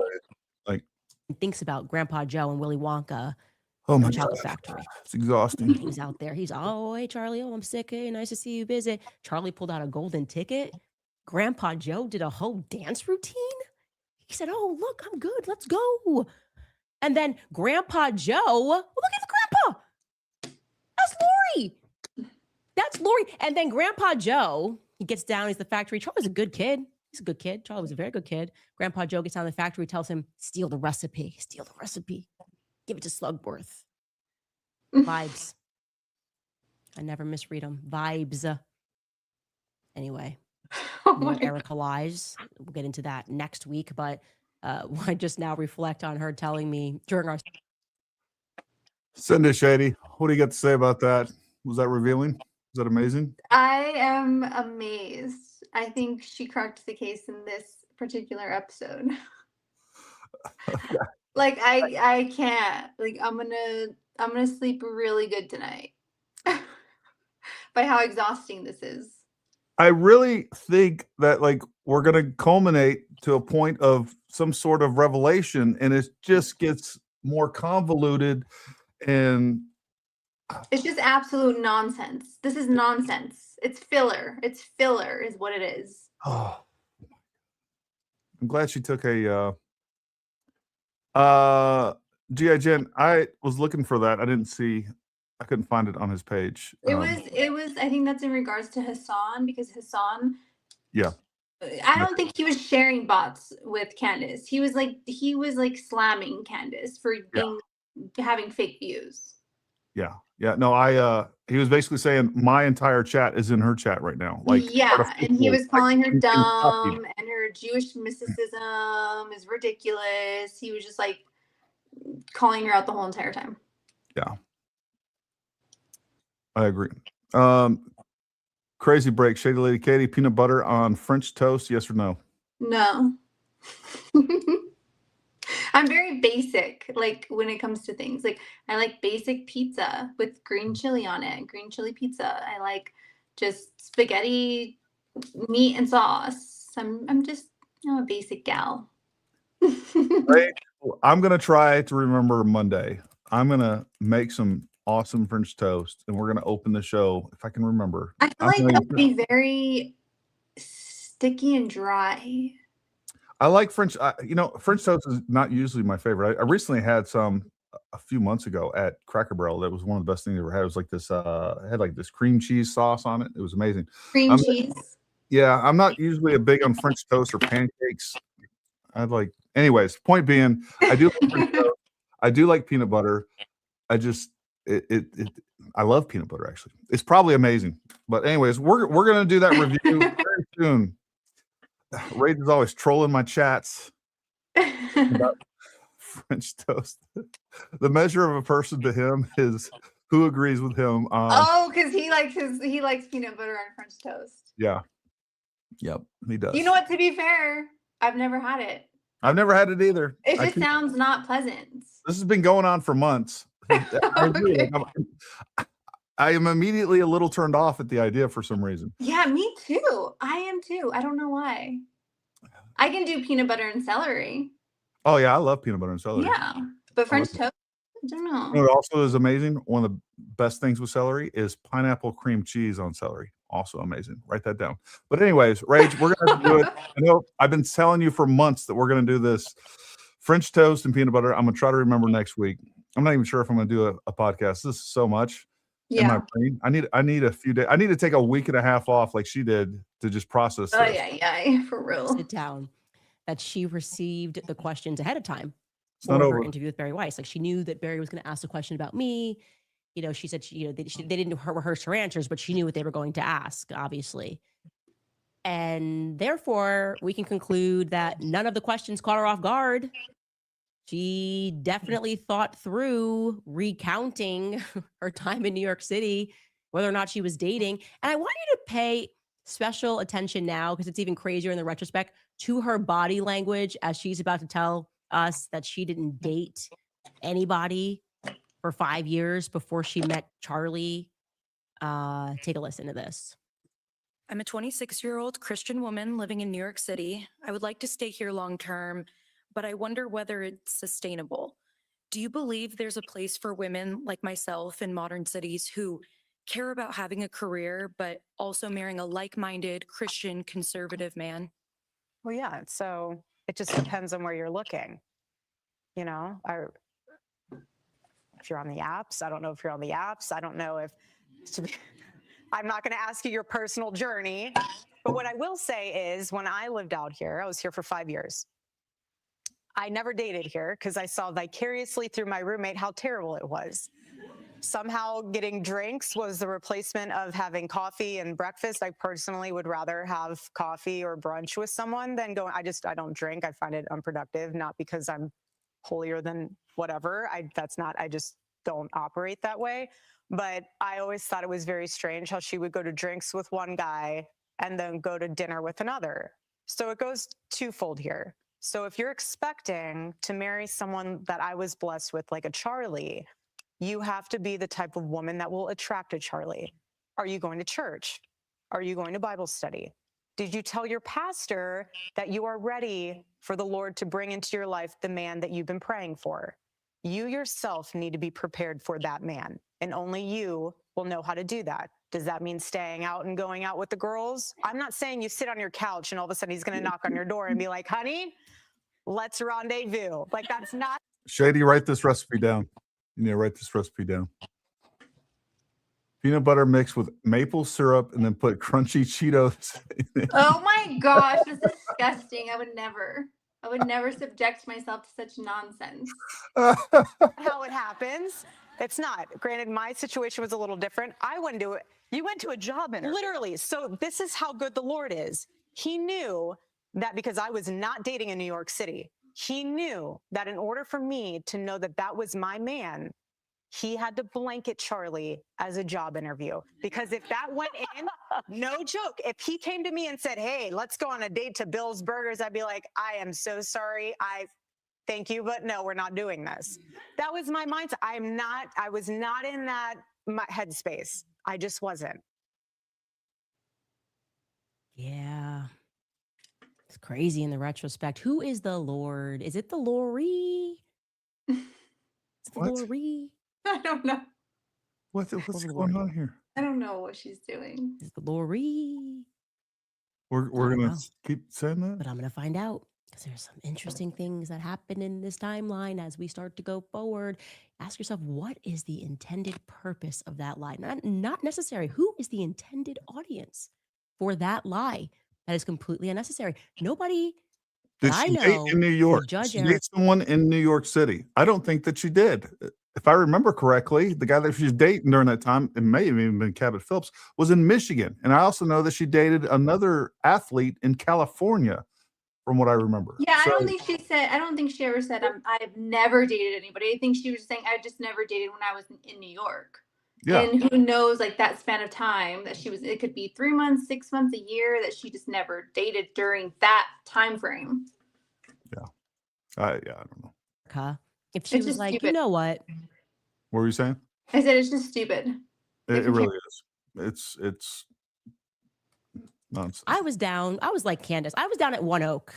I was eating pizza at 3 a.m. in the morning at Artichoke. Okay. And then my life cleaned up after that. And I'm so grateful that I met a wonderful person like Charlie. I did the 20s hard in New York City. There's no expectation for her to pretend she never dated anybody. Like she just was, oh, I was sitting at home observing my roommate and go, so terrible. No, please. No. The Lori knew. The Lori knew exactly what I needed, which was Charlie. And the Tyler knew. This evil demon, what she does is she recreates and creates false narratives out of every little thing. And she will try to turn it into a lie, even when it's not a lie, even when there's a perfectly plausible and acceptable explanation for what's going on. It's always about smearing. It's always about character assassination. Well, and real quick, because I want us to get through this, but just for an example, when she was saying about how Charlie was, before he went on campus at UVU, how he got on a phone call with the rabbi, and Candace was like, why would a rabbi get on the phone at 4 a.m.? And so she went into the whole thing about the 4 a.m. and the rabbi and Charlie being on the phone together. The rabbi, I don't know if you saw his podcast, but he went on and he was like, I was actually in New York. I wasn't in Israel. So the time, it was a perfectly reasonable time, but it just is a perfect example of how she takes one thing and she creates a whole entire fantasy off this one thing, and people run with it and they believe it. Well, and then she'll also take things that she doesn't know anything. So she starts off with bad information, and then she jumps to this other conclusion that is 10 times worse because she started off with bad information to begin with. And that is a perfect example. It's a conclusion that she's come to that leads to other conclusions that are just as terrible as the first one because she doesn't know what she's talking about, but she always assumes that she does. I would have to be sat down and told that it was a business opportunity, and what the Lori knew was probably everything about Charlie. Just like people say that Lori tells her what to say and who to target in every room. I find that to be likely. I can't know that. I don't think Lori or Erika is going to cop to that. But when people are saying it across various points in her life, that the common denominator is Lori, yeah, that feels right to me. Her whole demeanor there is just crazy. What's the purpose of that lie? And of course, you guys, I hate to tell you this, but the reality is that from 2013 to 2018, the 5 years preceding her relationship with Charlie, Erika had multiple boyfriends. She rang in the new year with a boyfriend, okay, in 2018. So yeah, no, the correct sentence should be, I did not have a boyfriend in New York. I didn't go out to meet a boyfriend because I already had one. And maybe he was living in DC or something, but that's the like she's confirming exactly what we said. She specifically said I wasn't into the dating scene in New York City, meaning that she didn't want to date a guy in the city. So like you try to twist that around all you want, but you're just being a dishonest piece of garbage because you want to smear this woman and try to create a lie that's not a lie. Yeah, exactly. Reason that I had a boyfriend. That's the answer. I always had a boyfriend and they were in different cities. Like you're explaining away the lie that you're trying to promote right here. That's what, like, it's so, you're like, she's so dishonest and so dumb at the same time. It's amazing. It is a sight to behold. So there was not actually a single year that we could find that Erika Franzfey was single. Opposite of what she says to be true. Like I said, more on that next week. We're going to have a quick break and then I'll get to some of your comments because we are going long here. All right, you guys, between groceries, travel, and higher prices, it is easy too long here to help taking out in the bathroom at the Daily Wire. The result is a natural, powerful nanotoxin magnet. It binds tightly to forever chemicals and helps to remove and expel them safely from the body. People using Masterpiece report clearer thinking, increased fertility, better brain function. In the bathroom at the Daily Wire watching this episode, because I know, obviously, the Daily Wire's campus. She played this yesterday.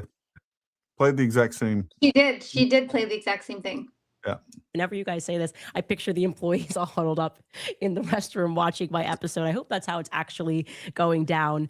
Bell Poke writes, I skipped my classes at Tesseract School to watch this. Well, good, because that's not going to be a school for long.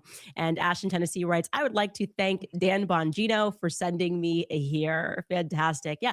Look, No, maybe these guys will update.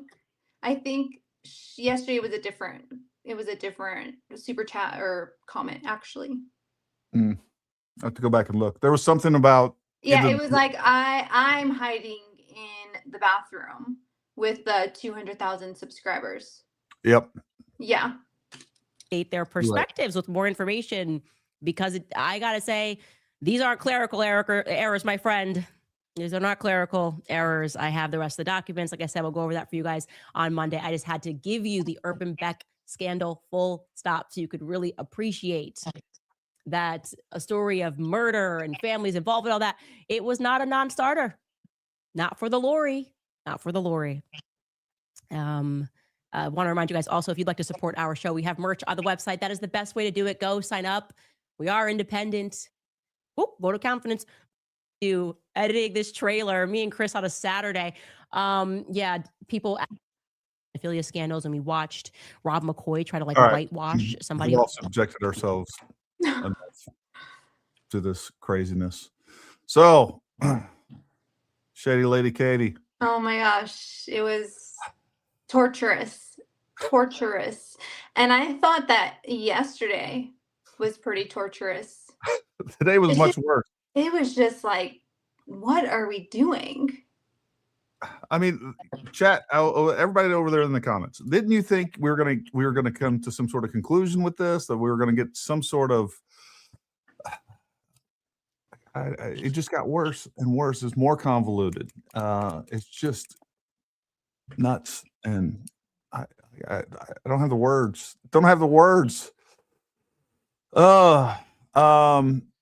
You need to talk to Jessica. House and Habit has Candy put 5 son, has Candy 0.5 son. Her sources say she was in love with Charlie and George is drunk, has live-in nanny. I almost guarantee you don't have to convince me of anything about a live-in nanny for sure.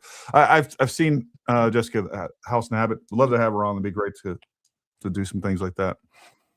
So she has has so much information about everything. She's great. Yeah. In all seriousness, Candace looks thinner than normal and not well. Also, she just seethes with envy. I don't disagree with that, any of that. The demons ooze from this woman. Like, of course, there's going to be similar messages. Like, that is the first. I don't know that I've ever actually used that term, that she's a demon, but I can understand why multiple people are attempting or use that term. You don't need coordination to do that. And that's the thing about Candace. I don't know what to say. This was the episode. I wish I did wanted it to before. I agree. It was just. I'm glad she took a full week off of this. For this, to create this. Like, it's. Oh man. Well.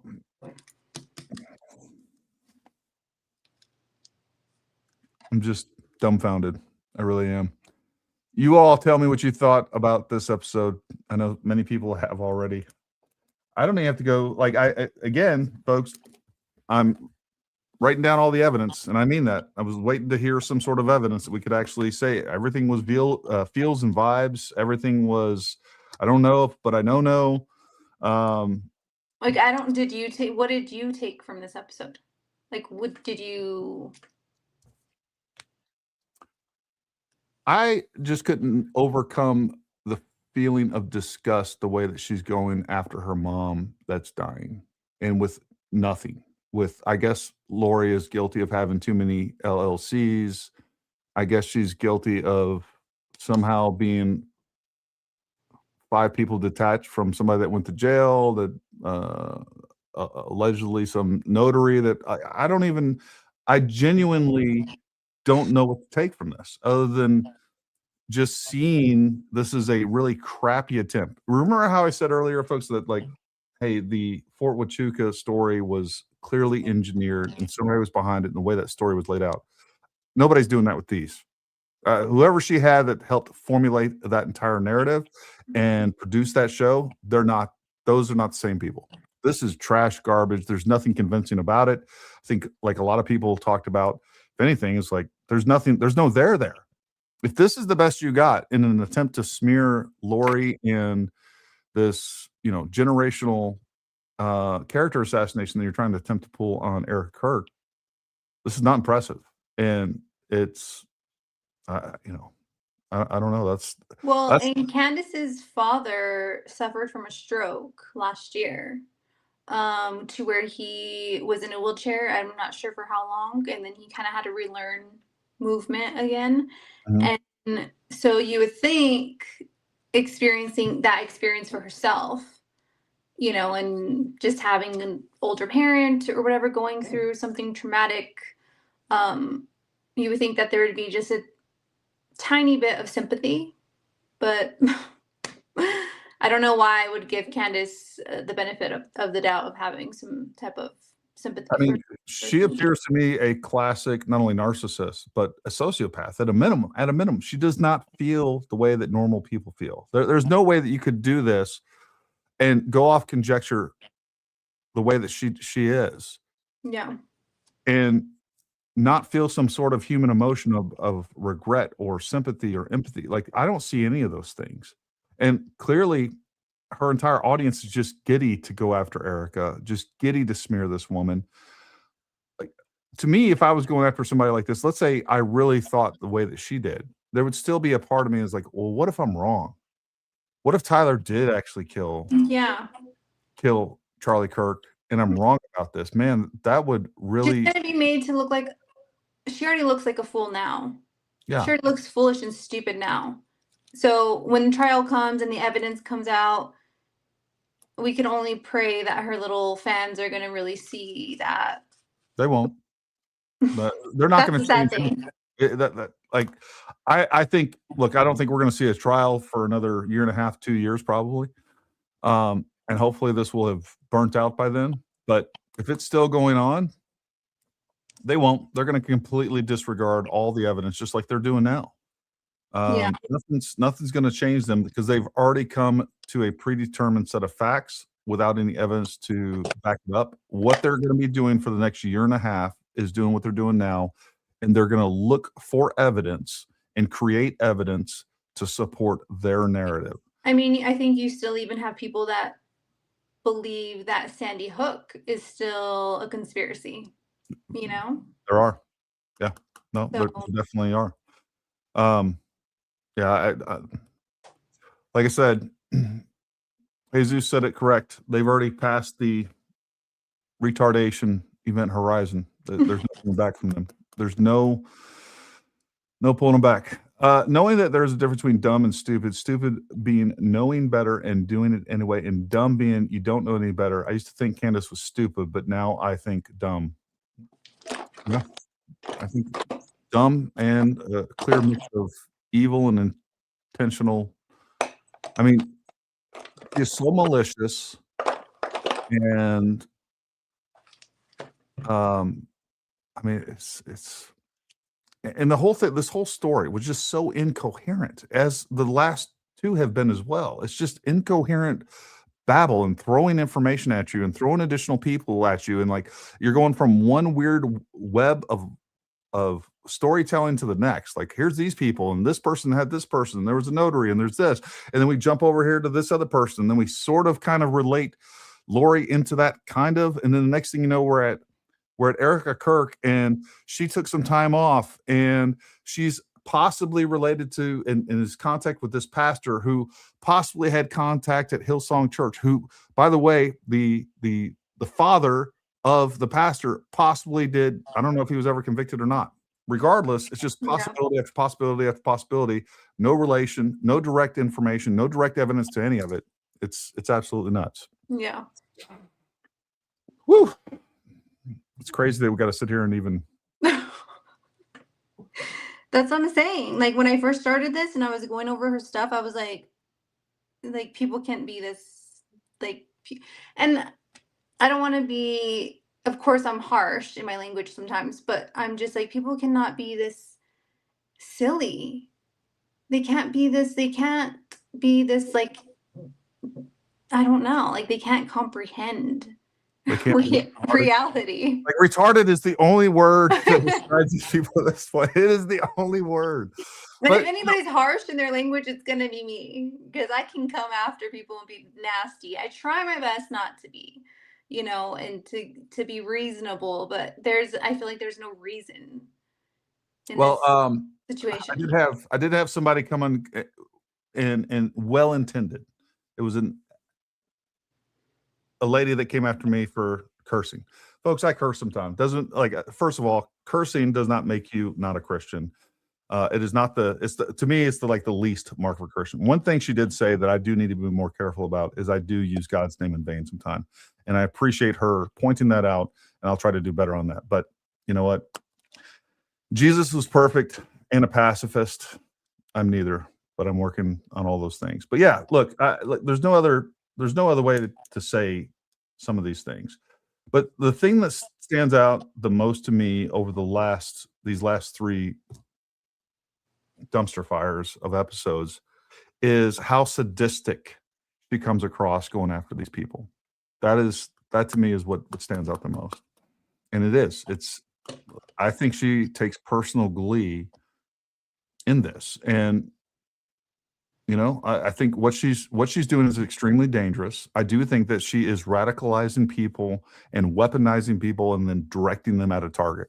And that target is Erika Kirk and other people that are associated with TPUSA, whether it's Andrew Colvett. Like the amount of hatred that is not justified, that is pointed at these people, is unsustainable. At some point, when the opportunity arises, somebody is going to get hurt. And she is playing a game that is and it's not a game. And she doesn't even care. She doesn't care about the people involved in this at all. That's what I always go back to. And that's where your spirit tells you how evil all of this actually is. Yeah. Anyone with a conscience, anyway. And thank you, Marcy, for becoming a member. And folks, anybody else out there, if you'd like to become a member, support this channel, we really do appreciate it, and helps us continue doing what we're doing. What is she leading? Wait, is she leading that Erika has mental illness?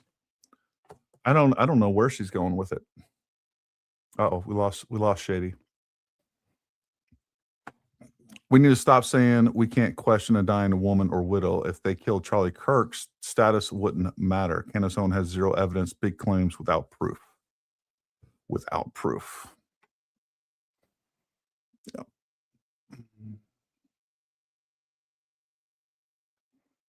All right. I don't know what happened to ShadyLadyKady, but make sure you go follow her as well. We lost her. I think she was reaching for her phone, probably hit the wrong button, but that's okay. We're going to have her on again for sure. There's a lot of other topics that we need to cover. There she is. She's back. Sorry, guys. That's all right. I'm still learning how to do this whole. I'm not like a camera person.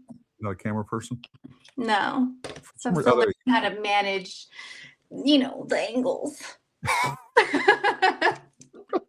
I think you redid your hair 14 times during this show. That's my thing, is like I always mess with my hair. It's like a thing. Like it's because it's like either it's up, it's down, and sometimes because it can get kind of heavy, so then my scalp like hurts. So I have to massage it a little bit. Exactly. Well, folks, thank you for tuning in. I think we've all had enough. I need to go get something to eat. I know, for real. I need to go to bed. I was gonna say take a nap. It's exhausting. I feel exhausted. I'm just like, it's time for me just to get ready for bed now. Well, Shady, thank you so much for jumping on. I really appreciate it. Yes, I appreciate being second choice. That's all right. Thank you very much. We'll get you on here first choice next time, I promise. Just kidding. It was nice to have everybody on chat, and it was nice to meet you. And yeah, it's good to have normal thinking people in a circle, Besides your X account, what other platforms are you on? Just TikTok, but I'm not like the type of person to I literally don't care about all that stuff, you know? Sure. Well, anyways, what's your TikTok handle? Let people are It's going to the same thing. Everybody can find me at ShadyLadyKady. ShadyLadyKady. You guys go find her on TikTok. Go follow her on TikTok. Go support her over on X as well. She creates some great content. She clearly has a brain on her head. Honestly, I just talk a lot of shit. You do, but it's thought inspiring shit. So I enjoy it. Okay. All right, folks. Everybody get some rest. Okay, Shady, you don't go anywhere, but for everybody else, thank you for tuning in tonight. Thank you for all your support. Continue to, I don't know, we appreciate all the super chats. I appreciate all the times that you share our stuff. And if you'd like to become members and all those things, but most importantly, I want you to have a safe and wonderful weekend. I will let you know when my next live stream is. I need some recovery time. It may be this weekend. If not, maybe Monday. I don't know. Stay tuned. We'll let you know. But until then, stay armed, stay ready, and we'll talk to you soon.